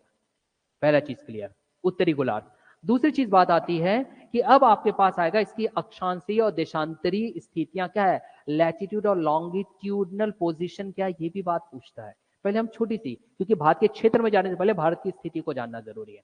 अब यहां पर ध्यान देंगे, जब हम बात करेंगे भारत के अक्षांशीय और देशांतरीय स्थिति की, तो याद रखेंगे हम यहां पे लाएंगे नॉर्थ पोल और यहां लाएंगे साउथ पोल, जिसे हिंदी में आप कहोगे उत्तरी ध्रुव और दक्षिणी ध्रुव। अब बात उठती कि सर उत्तरी ध्रुव और दक्षिणी ध्रुव में हमें क्या कुछ प्राप्त होता है, यहां देखेंगे। जब आप उत्तरी ध्रुव की बात करोगे और दक्षिणी ध्रुव की बात करोगे तो ये कितने डिग्री में है, याद रखेंगे 90 डिग्री में प्राप्त होता है भाई। यहां पर सर अभी 90 डिग्री क्या, ये भी मुझे नहीं समझ में आ रहा है। यहां पर ये जो आप बता रहे हो कि 90 डिग्री या फिर 90 डिग्री के अंश में मुझे उत्तरी, ये देखिए नॉर्थ पोल उत्तरी ध्रुव और ये साउथ पोल दक्षिणी ध्रुव 90 डिग्री के अंश में मुझे मिल रहा है सर, 90 डिग्री के कोण में मिल रहा है सर, ये कैसे मिल रहा है। तो बस आप छोटी सी बात आप याद रखोगे, एक्चुअल में क्या किया गया था, हमारे इस ग्लोब के नमूने को डिवाइड किया गया इसके इस सेंटर पॉइंट से अलग अलग एंगल बना करके या कोण बना करके सूर्य की पड़ने वाली किरणों के आधार पर, और उसी आधार पर फिर यहां पर डिवीजन किया गया। बस ध्यान से सुनिए आप, उसमें आपको डिटेल में नहीं जाना है, बस ध्यान से सुनना है। उस आधार पर अब यहां पर इस प्रकार के पोजीशन बनाए गए। यहां देखेंगे जैसे कि एक यहां पर मैं बना दे रहा हूं, ये ऐसा, ये आ गया, ये कहलाया कर्क रेखा। अब ये जो कर्क रेखा है, इस कर्क रेखा का मान जो है वो बताया गया है 23.5 डिग्री। अब क्योंकि ये ऊपर की ओर है इसलिए उत्तर लिखेंगे नॉर्थ, तो यहां पर आ जाएगा नॉर्थ या उत्तर। और नाम क्या है, कर्क रेखा। किसके आधार पर डिवीजन हो रहा है, यहां पर सूर्य की पड़ने वाली जो किरणें होती है उसके आधार पर यहां पे हम एंगल निकालते हैं, कोण कैसे निकालते हैं उस पर आपको नहीं जाना है बिल्कुल भी। इसे कहा जाता है अक्षांश, या फिर हिंदी में अक्षांश और अंग्रेजी में आप उसको लैटिट्यूड बोलते हैं, ध्यान से देखिएगा। और ये जो काफी महत्वपूर्ण है आपका कर्क रेखा, क्यों महत्वपूर्ण है आगे जाकर के मैं बताऊंगा। प्रश्न आपसे पूछते हैं कि भारत के कुल कितने राज्यों से कर्क रेखा गुजरती है। अगर मैं बात करूं छत्तीसगढ़ की, तो क्या छत्तीसगढ़ से कर्क रेखा गुजरती है, हाँ गुजरती है। ऐसे अन्य और भी राज्य हैं, हम उसकी बाद में बात करेंगे। अभी फिलहाल हम लिखते हैं ये क्या है, कर्क रेखा। कर्क रेखा ऐसे ही और आपके पास नीचे की ओर भी आएगा, यहां पर लगभग साउथ की ओर, इसे हम बोलते हैं 23.5 degree south, 23.5 degree south. Angle कैसे निकालते मैंने बता चुका, बार बार उस पर चर्चा नहीं होगी। ये हो गया आपके पास मकर रेखा,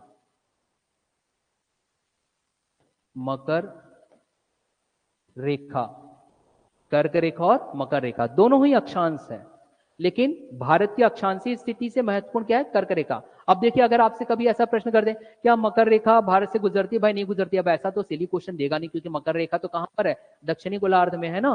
कर्क रेखा गुजरती है, हाँ गुजरती है। स्टेटमेंट बिल्कुल सही हो गया आपके पास।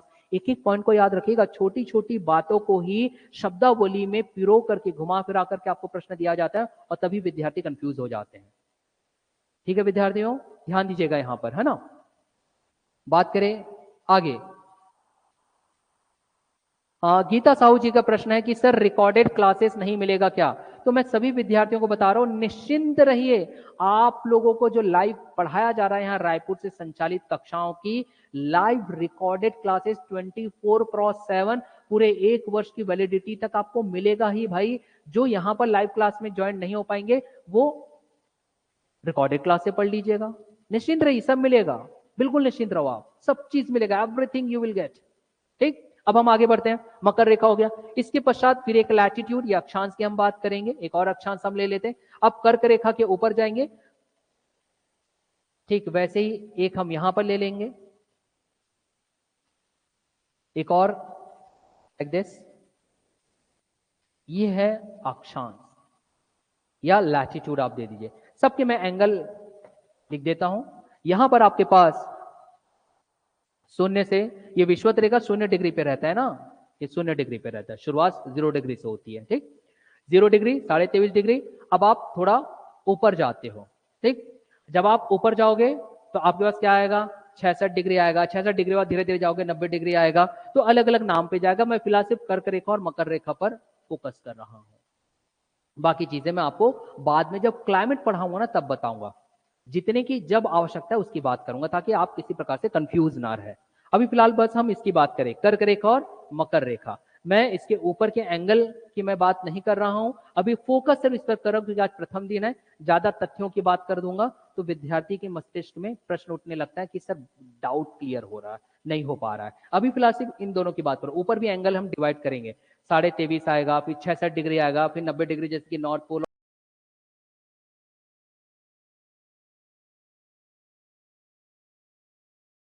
अब यहां देखें, अब बात उठती है कि सर ये समझ में आ गया अक्षांशीय रेखाएं। अक्षांशीय रेखाएं मतलब कि लैटिट्यूड, लैटिट्यूड मतलब कि सर क्या है, एक काल्पनिक रेखाएं हैं। क्यों काल्पनिक रेखाएं गई है ये मैं अभी क्लियर करूंगा। एक और काल्पनिक रेखाओं की मैं बात करता हूं जो कि आपके पास आएगा नॉर्थ से साउथ। यहां ध्यान दीजिएगा, एक और काल्पनिक रेखा मैं बना रहा हूं जो आएगा नॉर्थ से साउथ, लाइक दिस। ये इसे कहा जाता है इंग्लिश में लॉन्गिट्यूड, और अगर आप हिंदी माध्यम के विद्यार्थी हो तो आप इसे कहते हो देशांतरीय रेखाएं। याद रखेंगे, ये जो ग्रीन वाली ये क्या कहलाएगी, देशांतरीय रेखाएं। और जो येलो वाली जो मैंने लाइन खींचा हूं वो क्या है, तो येलो वाली लाइन है आपकी अक्षांशीय रेखाएं। अक्षांशीय रेखाएं, देशांतरीय रेखाएं, क्यों ये मैं क्लियर करूंगा, आप निश्चिंत रहिए। जब भारत को यहां से निकाल करके अलग से यहां पे बनाऊंगा तब आपको क्लियर होगा। अभी फिलहाल बस ये याद रखें, ये जो देशांतरीय रेखाएं हैं ये भी एंगल वाइज डिवाइड होता है। एक 0 डिग्री पे रहेगा, जैसे कि उदाहरण के तौर पर मैं बस 0 डिग्री की बात कर रहा हूं। जब ये देशांतरीय रेखाएं, जैसे कि उदाहरण के तौर पर यहां पर आपके पास प्राप्त हो रहा है, ये रहा 0 डिग्री की देशांतरीय रेखा है। ये जो 0 डिग्री की देशांतरीय रेखा है इसे कहा जाता है प्राइम मेरिडियन, इंग्लिश में प्राइम मेरिडियन। अभी प्राइम मेरिडियन क्यों बोल रहा है, ये सारा चीज मैं कल क्लियर करूंगा क्योंकि आज ज्यादा समय मिलेगा नहीं। मुझे स्पेशली आपको भारत की स्थिति अभी बतानी, ये सब चीज मैं क्लियर करूंगा, आप निश्चिंत रहिए। फिलहाल एक छोटा सा आपको तथ्य पता होना चाहिए कि कैसे प्रश्न पूछता है और मुझे क्या कुछ अध्ययन करना है। तो हम इसे कहते हैं प्राइम मेरिडियन, इंग्लिश में प्राइम मेरिडियन। अभी जो प्राइम मेरिडियन है जो 0 डिग्री अंश के साथ है, इसको 0 डिग्री इसलिए लिया गया, जब इस ग्लोब में ये देशांतरीय रेखाएं खींची जा रही थी तो यहां पर ब्रिटेन है, यहां पर आपको मिलेगा ब्रिटेन, ब्रिटेन। और ब्रिटेन में एक एस्ट्रोनॉमिकल लैब है, ग्रीनविच जगह का नाम है, वहां पे एस्ट्रोनॉमिकल लैब है। उस ये माना गया कि उस एस्ट्रोनॉमिकल लैब से देशांतरीय रेखाएं क्रॉस करेगी। और आप जानते हो ब्रिटेन तो खुद को क्या बोलता है, द ग्रेट ब्रिटेन। वो खुद के महत्व को बताना चाह रहा है, और खुद के महत्व को बताना चाह रहा है तो ये बताना चाहता है ये जो देशांतरीय रेखा है कहां से गुजर रही है, इनके पॉइंट से पास कर रहा है, इसलिए उसको उन्होंने प्राइम बोला। प्राइम मतलब बहुत अच्छा, प्राइम मेरिडियन, और इसलिए उसको नाम दे दिया 0 डिग्री। और ये सब बना किससे हैं, ये सारे के सारे जो एंगल्स निकाले जाते हैं वो निकाले जाते हैं सूर्य की पड़ने वाली किरणों के आधार पर इस सेंटर पॉइंट से। ये सारी चीज मैं कल आपको क्लियर करूंगा, अभी मुझे नहीं बताना है, जब मैं क्लाइमेट्स पे जाऊंगा तब। अभी सिर्फ भारत की स्थिति बतानी है। अब हम बात करेंगे सर इस भारत को यहां पर क्यों रखा, मतलब भारत यहां पर है तो हमने ये रेखाएं क्यों खींची। ध्यान दीजिएगा क्यों खींचे। उदाहरण के तौर पर जरा आप मुझे बताओ, अगर मैं आपको ये कह दूं कि मैं आपके घर आना चाहता हूं तो आप मुझे क्या बताओगे, आप अपना एक एड्रेस दोगे। उस एड्रेस में ज्यादा और क्लियर करना रहा तो आप बोलोगे सर स्ट्रीट नंबर ये है, मैं इस मोहल्ले में रहता हूँ, इस डिस्ट्रिक्ट में रहता हूँ, और तब जाकर के मैं वहां पहुंच पाऊंगा। ठीक वैसे ही किसी स्थान को लोकेट करने के लिए, ध्यान दीजिएगा मैं गणित से जोड़ रहा हूं। आपने कक्षा 10वीं में पढ़ा होगा, यहाँ ध्यान दीजिए, आपने कक्षा 10वीं में पढ़ा होगा या 9वीं 10वीं में था आपके पास कोऑर्डिनेट ज्योमेट्री, या फिर आपको चलो नाम भी छोड़ो, नाम हम भूल जाते हैं। आपने ऐसा पढ़ा होगा स्कूल टाइम में, याद करिए ऐसा कुछ होता था, यहाँ हम वाई एक्सिस रखते थे, यहाँ हम एक्स एक्सिस या वाई एक्स एक्स, और उस समय याद करिए आपको बोला जाता था चलो बिंदु ए को बताओ, बिंदु ए कहाँ प्रदर्शित है। और तब आप लोग स्कूल में एक स्केल लिया करते थे, याद करिए, और स्केल लेकर के आप इस तरीके से ऐसा ऐसा खींचते थे, सर y का मान 2 दिया गया है और x का मान सर 4 दिया गया है, तो ये पॉइंट यहां पर आएगा a। ऐसा बनाया करते थे, याद करिए, बनाया करते थे स्कूल टाइम में, आप याद करोगे तो अब आप देखिए यहां से एक पॉइंट ए को दर्शाने के लिए आपको 2 रेखाओं की आवश्यकता पड़ी ना, पड़ी। यही गणित यहां पर है। किसी एक बिंदु को दर्शाने के लिए यहां भी 2 रेखाओं की आवश्यकता पड़ रही है, और वो 2 रेखाएं कुछ और नहीं, वो क्या है, अक्षांशीय स्थितियां, ये जो मैंने येलो लाइन खींचा हूं, और दूसरी है देशांतरीय स्थितियां जो मैंने ग्रीन कलर से खींचा हूं। आई थिंक इट्स क्लियर। देखिए प्रथम दिन है, कोई विद्यार्थी ये नहीं सोचेगा कि सर बहुत ज्यादा हैवी हो रहा है, हैवी तो नहीं होगा, ध्यान रखिएगा सब चीज क्लियर होगा, सारी चीज तथ्यात्मक तौर पर मुख्य परीक्षा की दृष्टि से सारी चीज क्लियर होगी। कल से और आज तो प्रथम दिन है ना, तो एक चीज तो अब आपका क्लियर हो गया कि भारत की स्थिति को दर्शाने के लिए आपने 2 रेखाएं खींच दी। कौन कौन सी, देशांतरी जो ग्रीन कलर की है और अक्षांशीय जो येलो कलर की है।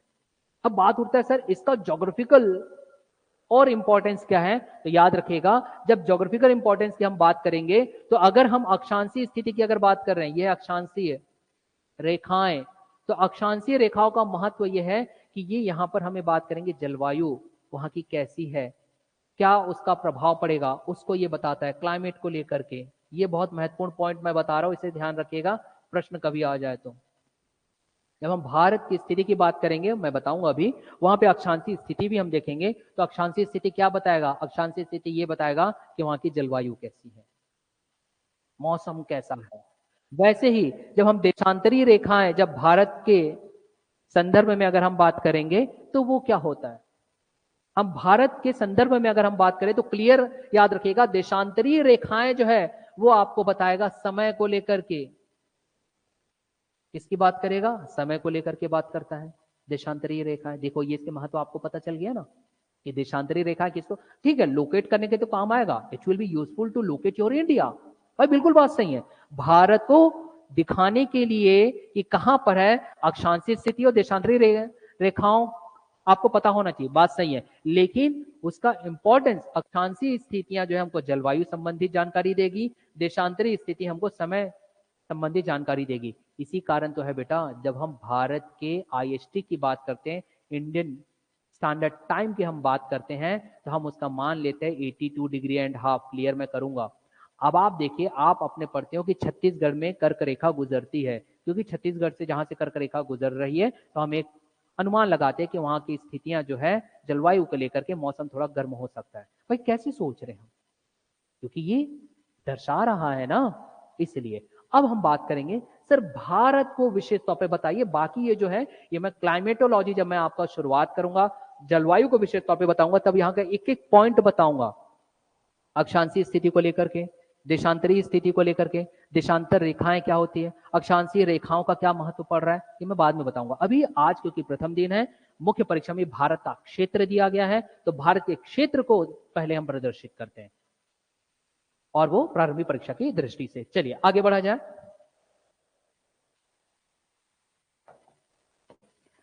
अब हम विशेष तौर पे भारत की बात करेंगे, भारत की बात करें, है ना। देखिए कहीं पे डाउट आता है तो जरूर आप मुझसे पूछ लेंगे। भारत की मैं यहां पे बात कर रहा हूं, तो भारत कभी भी आप सर्वप्रथम क्या बना लोगे, मैप। और मैप आप जितना बेहतर बना सको उतना आपके लिए ज्यादा अच्छा इसलिए होगा क्योंकि याद करने के लिए आसान होता है चीजों को, और कुछ नहीं। ये लीजिए, ये हो गया आपकी भारत माता। चाहो तो आप यहाँ पे श्रीलंका, प्राय हम श्रीलंका बना देते हैं, बट क्योंकि हमें भारत से आज चर्चा करनी है तो हम भारत की बात करेंगे, हमारे भारत की। तो भारत अब आपका बन गया, यहाँ देखिए।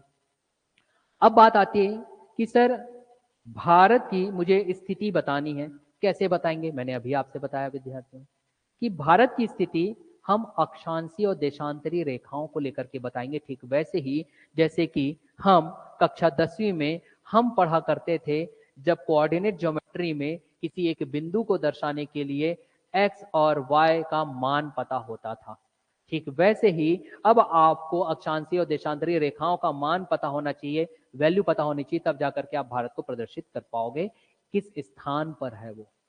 चलो उसकी हम बात करते हैं। तो पहली बात आती है, हम यहाँ पे बात करेंगे लैटिट्यूडनल एक्सटेंट की। यहां देखें, ये है लैटिट्यूडनल एक्सटेंट, इंग्लिश में आप इसको लैटिट्यूडनल एक्सटेंट बोलते हो और हिंदी में आप इसे बोलते हो अक्षांशीय स्थितियां। तो यहां पर एक अक्षांशीय स्थिति मैंने बना दिया, ये बन गया आपका अक्षांशीय स्थिति। और दूसरा अक्षांशीय स्थिति हम यहाँ पे टॉप से लेंगे, ये दो अक्षांश। और दोनों अक्षांश कैसे हैं, देखिए दोनों एक दूसरे के क्या है, समांतर है। समांतर लाइक दिस, हमने ऐसा ड्रॉ कर दिया। अब इसकी वैल्यू आपको पता होनी चाहिए। तो याद रखेंगे जब हम यहाँ पे अक्षांशीय स्थिति दक्षिण बिंदु पर जो ले रहे हैं, दक्षिण बिंदु कहां पर है, तो यहां देखिए ये जो दक्षिण बिंदु है, आगे जाकर के मैं और क्लियर करूंगा, ये है कन्याकुमारी, तमिलनाडु का। याद रखना क्या है ये, कन्याकुमारी।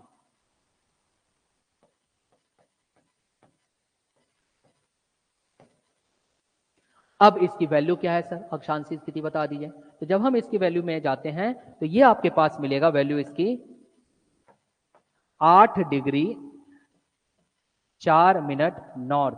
क्यों नॉर्थ रखा, भारत कहां पे था, देखिए ना अभी कहां था भारत, उत्तरी गोलार्ध में था ना। ये देखिए भारत कहां पर है, उत्तरी गोलार्ध में है, ऊपर की ओर है। क्योंकि ये ऊपर की ओर है इसलिए नॉर्थ आप रखोगे। क्लियर हो गया इतना, चलो आगे बढ़ते हैं। दूसरा आता है अबव, तो ऊपर में जो है वो है 37 डिग्री 6 मिनट नॉर्थ। ये मैं क्यों कह रहा हूं, प्रश्न आपके पास पूछता है दिए गए विकल्पों में से बताइए भारत की अक्षांशीय स्थिति कौन सी है, और वो दे देगा सेम 8 डिग्री 4 मिनट नॉर्थ से 37 डिग्री 6 मिनट नॉर्थ, या लिख देगा 8 डिग्री 4 मिनट नॉर्थ की जगह साउथ दे देगा, 37 डिग्री 6 मिनट साउथ दे देगा। तो आपको पता होना चाहिए साउथ साउथ दिया तो रॉन्ग है, क्योंकि भारत तो उत्तरी गोलार्ध में है। क्लियर हुआ ये चीज। दूसरा, अब आपके पास एक और अक्षांशीय स्थिति की आप बात यहाँ पे चलती है, यहाँ देखते हैं। सॉरी, एक और इंपॉर्टेंट अक्षांशीय स्थिति जो मैं बाद में आपको बताऊंगा, वह कर्क रेखा को लेकर के, अभी उसकी चर्चा नहीं करूंगा। अब हम बात कर रहे हैं देशांतरीय स्थिति की। देशांतरी मतलब की लॉन्गिट्यूड, ये जो वर्टिकल लाइन आपके पास मिलेगी, देशांतरीय स्थिति। तो देशांतरीय स्थिति कैसे होगी, ये लीजिए, ये हमने ड्रॉ कर दिया। ये आगे आपके देशांतरीय स्थिति यहाँ पर आ रहा है, मतलब लॉन्गिट्यूड। इंग्लिश में आप इसे लॉन्गिट्यूड बोलोगे और हिंदी में आप इसको देशांतरीय रेखाएं बोलेंगे। महत्व यह है देशांतरीय रेखाओं का कि वो आपको समय निर्धारित करता है। कैसे करता है बाद में चर्चा करेंगे, फिलहाल हम भारत के तथ्यों की हम बात करें। तो लॉन्गिट्यूडनल एक्सटेंट की अगर यहाँ पे बात करता है तो यहाँ ध्यान देंगे क्या कुछ वैल्यूज है जो आपको पता होनी चाहिए। वैल्यूज, तो यहां पर अगर मैं वैल्यूज बात करूं, यहां पर देखेंगे अगर हम यहां पर बात करें तो दो बिंदु आपके पास यहां पर भी मिल रहा है। कौन कौन से एक्सट्रीम पॉइंट है, मैं इसकी बात कुछ देर बाद आपको बताऊंगा। मतलब दूरस्थम बिंदु कौन कौन से, एक्सट्रीम पॉइंट, इंग्लिश में एक्सट्रीम पॉइंट बोलते हैं, हिंदी में आप बोलते हैं दूरस्थम बिंदु भारत की कौन कौन सी है, वो सभी चीजें मैं आपको रटवाऊंगा, आप बिल्कुल भी निश्चिंत रहिए। फिलहाल आप देशांतरी रेखाओं की हम बात करते हैं। देखिए देशांतरी रेखाओं की अगर मैं बात करूं, गुजरात में यहां पे जो पॉइंट मिलेगा वो पॉइंट का नाम है गुहार मोता। गुहार मोता लाइक दिस। अलग अलग पुस्तक में अलग अलग नाम, नहीं नाम यही रहेगा, शब्दावली में थोड़ा फेरबदल हो सकता है। गुहार मोता यहां पे मिल रहा है। दूसरा, अगर आप यहां जाओगे तो अरुणाचल प्रदेश का किबीतू, किबीतू आपके पास मिल रहा है। ठीक, अब ये देशांतरी स्थिति की अगर मैं बात करूं तो वो देशांतरी स्थिति का मान क्या है वो आपको पता होना चाहिए। 68.7, यहां पे ध्यान दीजिएगा क्या वैल्यू दिया गया है, 68.7 ये वाले बिंदु, 68 डिग्री 7 मिनट। लेकिन यहां नॉर्थ नहीं आएगा, यहां ईस्ट आएगा। याद रखेंगे ईस्ट, जिसे हम पूर्व बोलेंगे, ईस्ट पूर्व। क्यों ऐसा बोले क्लियर करूंगा, फिलहाल हम तथ्य देख लेते हैं। दूसरा आता है दूरस्थ बिंदु किबीतू, अरुणाचल प्रदेश में। इसके वैल्यू की अगर हम बात करें तो इसका वैल्यू यहां पर क्या आएगा, उसकी हम बात करें तो वो आएगा आपके पास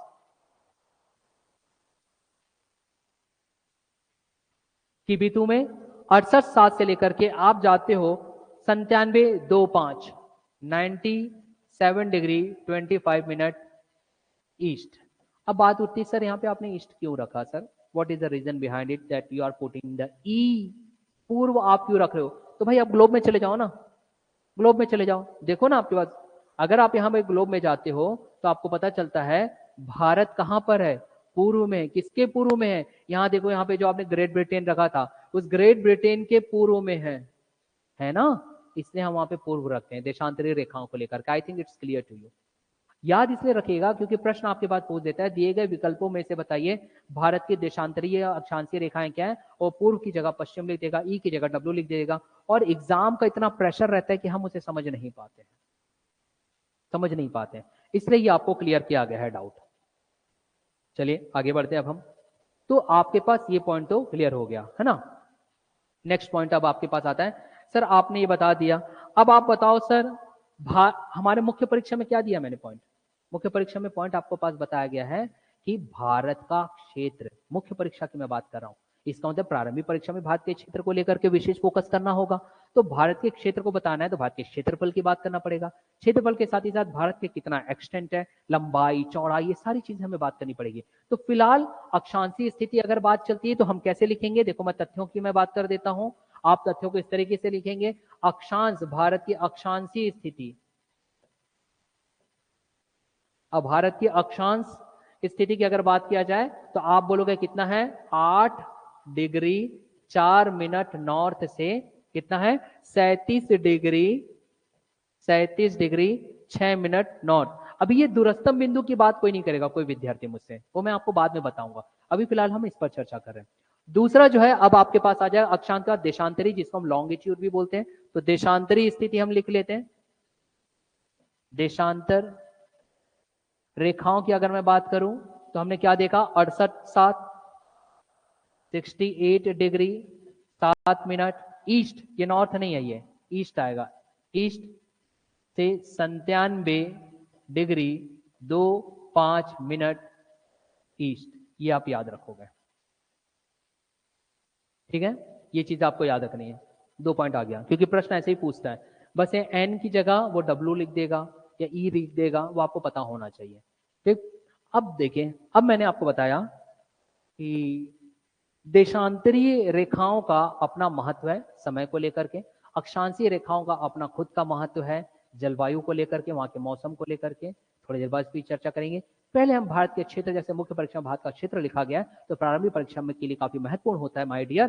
तो अब हम देखते हैं कि सर मुझे ये बताइए कि अगर मैं भारत में, यहाँ देखें सर, अगर मैं भारत में यहाँ टॉप टू बॉटम अगर मैं बात करूं, टॉप टू बॉटम ऊपर से नीचे तक का, सर इसका विस्तार मुझे कितना मिलेगा, यहां से यहां तक का विस्तार कितना मिलेगा।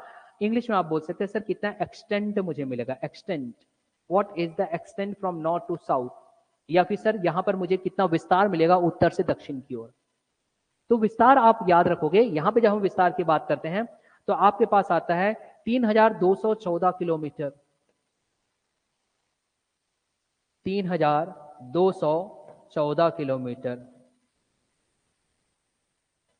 214 किलोमीटर एक्सटेंड हो गया। आज क्योंकि प्रथम दिवस है तो बहुत सारे तथ्यों को लेकर के मैं छोटी छोटी बात कर रहा हूं। प्रॉपर हमारी 1.25 घंटे की कक्षा रहेगी एक सब्जेक्ट की, फिर दूसरा सब्जेक्ट 1.25 घंटे का आएगा, मतलब 2 से 2.5 घंटे की आपकी क्लासेस रहेगी, है ना। यहाँ देखेंगे 1.25 से 2 घंटा भी हो जाता है, 1.25 घंटा मैं ऐसे ही बोल रहा हूँ, 1-1.5 घंटा हो जाता है, 2 घंटे की क्लासेस हो जाती है, इसमें कोई आप दिक्कत नहीं। यहाँ देखो 3214 टॉप टू बॉटम। अब बात उठती कि सर अगर मैं इसे ऐसी रेखा बना दूं यहां से यहाँ लाइक दिस, तो मुझे बताओ यहां से यहां तक का क्या है वैल्यू, ये भी आपको पता होना चाहिए, पूछ देता है कई बार। यहां से यहां तक का कितना एक्सटेंट आपके पास दिया गया है, तो आपके पास पता होना चाहिए 2933 किलोमीटर, ये कितना है, तो आप वैल्यू आप याद रखोगे 2933 किलोमीटर। ये 2 तथ्य, उत्तर से दक्षिण 3214 और ईस्ट से वेस्ट कितना दिया गया है 2933 kilometre, this is the value, आपको पता होना चाहिए। अब यहां पर देखेंगे एक और प्रश्न आता है कि सर भारत के अगर मैं देखूं तो भारत के नीचे यहां पर आपको मिलता है महासागर, ध्यान दीजिएगा, यहां पर भी आपके पास महासागर है, यहां पर भी आपके पास महासागर है, ये महासागर आपको मिल रहा है ना। इस महासागर को लोकेट करने के लिए अगर मैं बात करूं तो मैं इस तरीके से यहां बना दे रहा हूं, ये लीजिए, गुजरात आधा आप जानते हो कोस्टल एरिया है, तटीय राज्य है, ये इस तरीके से जाएगा और ये लगभग कहां पर, वेस्ट बंगाल तक का। तो वेस्ट बंगाल तक का हमने गुजरात से लेकर के तमिलनाडु, तमिलनाडु से लेकर के हम कहां चले गए, वेस्ट बंगाल तक का, या पश्चिम बंगाल आप उसे बोल लीजिए। वहां आपके पास जो रेखा मिलती है मुझे होती है समुद्री रेखा। देखो ये भी महत्वपूर्ण भाई, तथ्य आपसे पूछता है समुद्री रेखा का मान क्या है यहाँ पर, तब आप क्या करोगे, तब आप घबरा जाओगे, अरे सर मुझे याद नहीं है, मगर आपको पता भी तो होना चाहिए कि कहां से कहां तक जा रहा है। तो जब हमने इसकी बात की कहां से कहां जा रहा है, इसके तथ्यों की बात करें तो यहां पर आपके पास गुजरात, ये पॉइंट कौन कौन सा पॉइंट है, कौन कौन सा स्टेट है, इसकी भी मैं चर्चा नहीं कर रहा हूं, पहले बता रहा हूं। मुख्य परीक्षा में भारत का क्षेत्र दिया गया, तो प्रारंभिक परीक्षा में लिए काफी महत्वपूर्ण आपको ये पॉइंट बताने की, क्योंकि उससे पूछ सकता है। तो यहां पर देखेंगे जब हम बात कर रहे हैं तो ये आ गया आपका हिंद महासागर, यहां आपको मिला हिंद महासागर, हिंद महासागर। यहां आपके पास मिल रहा है बंगाल की खाड़ी, बंगाल की खाड़ी। यहां आपको मिलेगा अरब सागर, जिसे इंग्लिश में अरेबियन सी भी कहते हैं, अरब सागर। ये तीन ओर से घिरा हुआ है भारत, तीन ओर से। अब देखिए भारत क्योंकि तीन ओर से घिरा है ना, फिर से यहाँ पे एक तथ्य आता है जो आपको याद रखना है, इसलिए कहा जाता है प्रायद्वीपीय भारत। ये महत्वपूर्ण तथ्य मैं आपको बता रहा हूं, ध्यान दीजिएगा। आपके पास प्रश्न आता है या कई बार आप पुस्तक पढ़ोगे तो बोलेगा प्रायद्वीपीय भारत। ये प्रायद्वीपीय भारत इसलिए कह रहा है क्योंकि भारत आप देखो तीन ओर से समुद्र से घिरा हुआ है, तीन ओर से समुद्र से घिरा हुआ है। अरब सागर पश्चिम में, पूर्व में बंगाल की खाड़ी, दक्षिण में हिंद महासागर। एक आना प्रायद्वीपीय भारत कहा जाता है, प्रायद्वीपीय भारत। और कई बार आप पढ़ोगे इसके इस क्षेत्र में, यहां पर आप पढ़ते हो प्रायद्वीपीय पठार, आगे जाकर के मैं पढ़ाऊंगा। तो प्रायद्वीपीय पठार भी क्यों बोल रहा है, पठार मतलब कि पहाड़ और मैदान के बीच वाले ज्योग्राफिकल पार्ट को कहा जाता है पठार। क्या होता है बताऊंगा। तो इसको प्रायद्वीपीय पठार बोल रहे हैं, क्यों, क्योंकि देखो तीन ओर से घिरा हुआ अरब सागर, बंगाल की खाड़ी और हिंद महासागर। क्लियर है, प्रायद्वीपीय भारत या प्रायद्वीपीय पठार क्यों कहेगा। अब बात उठती है कि सर वहां पर जो प्रश्न पूछेगा वो किस तरीके से पूछ सकता है। तो वो आपसे पूछेगा कि ये जो आपके पास महासागर की जो लाइन आपको दिख रही है, वो लाइन की वैल्यूज क्या है, what is the values of it, मान क्या है। तो हम जब इसकी बात करेंगे बाउंड्री कोस्ट लाइन की, तो 7516.6, ये याद रखना। इंग्लिश में हम इसे कोस्ट लाइन कहते हैं, कोस्ट लाइन। और हिंदी में इसे बोलते हैं सागरीय सीमा।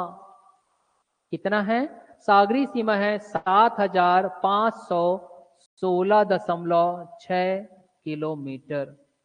ये आप याद रखेंगे। सभी विद्यार्थियों से एक विशेष निवेदन है मेरा, अगर आपको लगता होगा कि मैं आपको परीक्षा के दृष्टि से या परीक्षान्मुखी आपका अध्ययन करवा रहा हूं, तो कक्षा बीच में छोड़ करके बिल्कुल ना जाइएगा, क्योंकि आपको ऐसा ही बनना है भाई। मतलब कि आपको एक डिसिप्लिन में रहना है, डिसिप्लिन। और जब आप डिसिप्लिन में रहते हो ना, जीवन में आई हुई सभी विपत्तियां खुद ब खुद हल हो जाते हैं, समस्याएं हल हो जाती है भाई।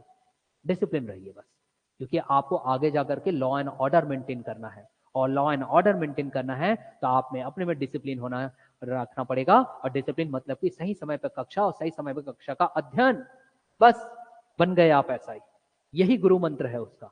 अब यहां देखिए कोस्ट लाइन आ गया, क्लियर हो गया। सर आपने कोस्ट लाइन तो बता दिया सर, लेकिन भारत तो ऊपर स्थल सीमा में भी है। भाई बात बिल्कुल सही है, स्थल सीमा भी है।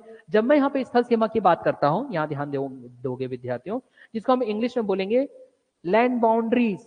तो गुजरात का आधा पार्ट आप देखोगे तो लैंड वाले भाग में आ जाता है। ये लीजिए, ये मैंने बना दिया, ये लीजिए भाई, ये आ गया। कौन कौन से राज्य आते हैं मैं इसकी चर्चा भी नहीं कर रहा हूं, मैं बाद में करूंगा। फिलहाल मुझे तथ्यों को आपको याद करवाना है। तो तथ्यों को बात करेंगे। भारती जी बोल रहे हैं करेक्ट गुरु जी हाँ, धन्यवाद। और धन्यवाद अकरम भाई, एक्टिव स्टूडेंट है ये। अकरम भाई हो गए हमारे, गीता जी हो गई है, भारती जी हो गए, एक्टिव स्टूडेंट। वैसे एक्टिव आप सभी हो, पर इन्होंने रिप्लाई कर दिया। मेरे लिए सभी विद्यार्थी एक जैसे हैं भाई। अब यहां देखो, अब आपके पास यहाँ पे लैंड आ गया, तो लैंड बाउंड्री आपके पास पूछ देगा, या फिर भूमि की सीमा रेखा आपके पास कितनी है, लैंड बाउंड्री कितनी है, तो ये भी आपको पता होना चाहिए।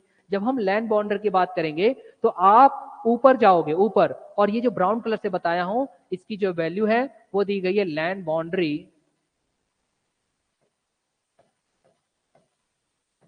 कितनी है, तो याद रखोगे 1500 किलोमीटर।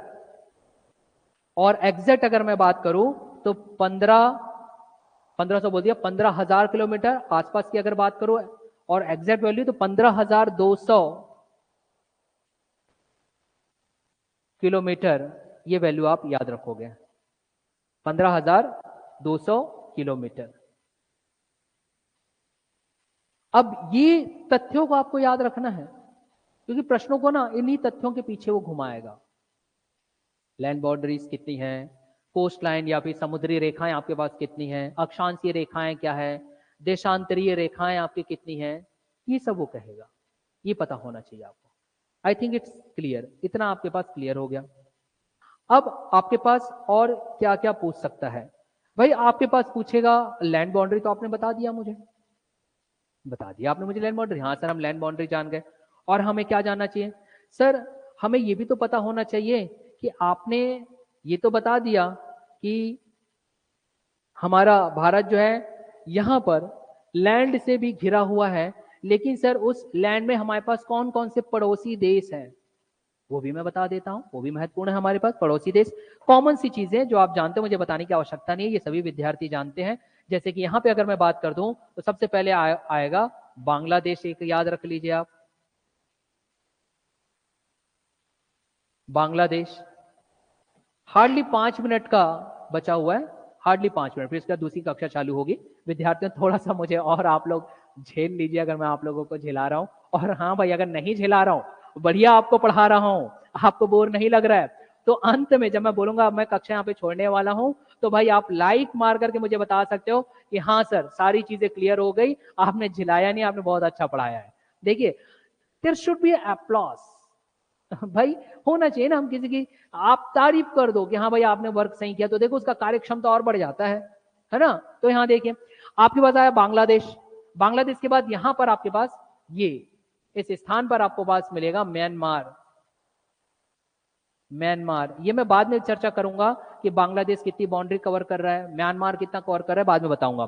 फिर यहां पर आपके पास आएगा नेपाल, मैं एन रख दिया, और एक रहेगा भूटान, बी रख दिया। और इन सब के ऊपर आपका अपना एक दुश्मन के तौर पर दिखाई देता है चाइना। पर चाइना दुश्मन के तौर पर इसलिए भी दिखाई देता है क्योंकि वो खुद कंट्री जो है अपनी सारी चीजों का प्रोडक्शन करती है, और प्रोडक्शन कर रही है, उसका खुद की भी इतनी बड़ी जनसंख्या है, मार्केट तो है ही, लेकिन सबसे बड़ा मार्केट भारत भी तो है। और भारत भी आज एक शक्ति, ग्लोबल पावर के तौर पर उभर रहा है। और चाइना का सबसे बढ़िया फ्रेंड है, आप जानते हो, आपका अपना पाकिस्तान, जो पहले कभी हमारा अपना हुआ करता था भाई। बहुत जल्दी भी हमारा अपना हो सकता है अगर वो अपने चीजों को ना सुधारे तो। और आप जैसे एसआई लोग ही जब आगे जाकर के यूपीएससी क्लियर करोगे या फिर पीएससी क्लियर करके डीएसपी बनोगे, तो आपकी अपनी जो रणनीति रहेगी वो हमें आगे जाकर के हो सकता है पाकिस्तान दिलवा दे। मुझे मालूम है आप लोग ये सब कर सकते हो, है ना। चलिए महेश जी धन्यवाद, बहुत अच्छा पढ़ा रहे हो sir. Akram ji, we are enjoying your class sir, thank you. Bharti ji बोल रहे हैं बहुत अच्छा पढ़ा रहे हैं। सुमित जायसवाल जी भी बोल रहे भाई अच्छा पढ़ा रहे हैं सर, स्टार्टिंग से ही बोर नहीं लग रहा है। धन्यवाद धन्यवाद। अब आगे बढ़ते हैं। तो पाकिस्तान को आने वाले समय में आपको खींच लेना है भाई। आप एसआई बनो, एसआई के बाद आप डीएसपी बनो, डीएसपी के बाद पेपर दो, यूपीएससी क्लियर करो, आईपीएस अधिकारी बनो और उच्च अधिकारी बन जाइए। कहां पर? डिफेंस फील्ड के।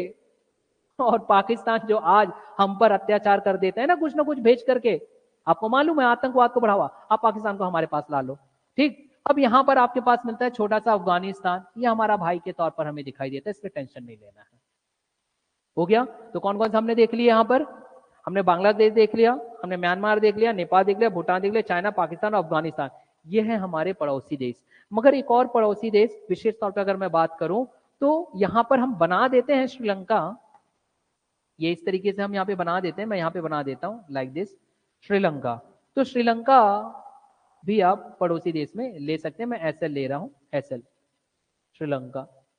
मगर लैंड बाउंड्री नहीं दिखती ना हमको वहां पर। देखिए भाई, मैं प्रश्न की बात कर रहा हूं, किस तरीके से आपको घुमाएगा, ध्यान से सुनिएगा भाई। अब जितने भी हमारे प्यारे विद्यार्थी ध्यान से सुनिएगा।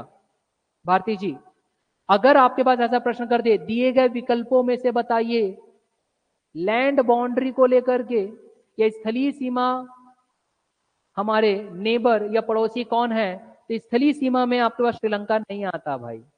कौन कौन से आएंगे?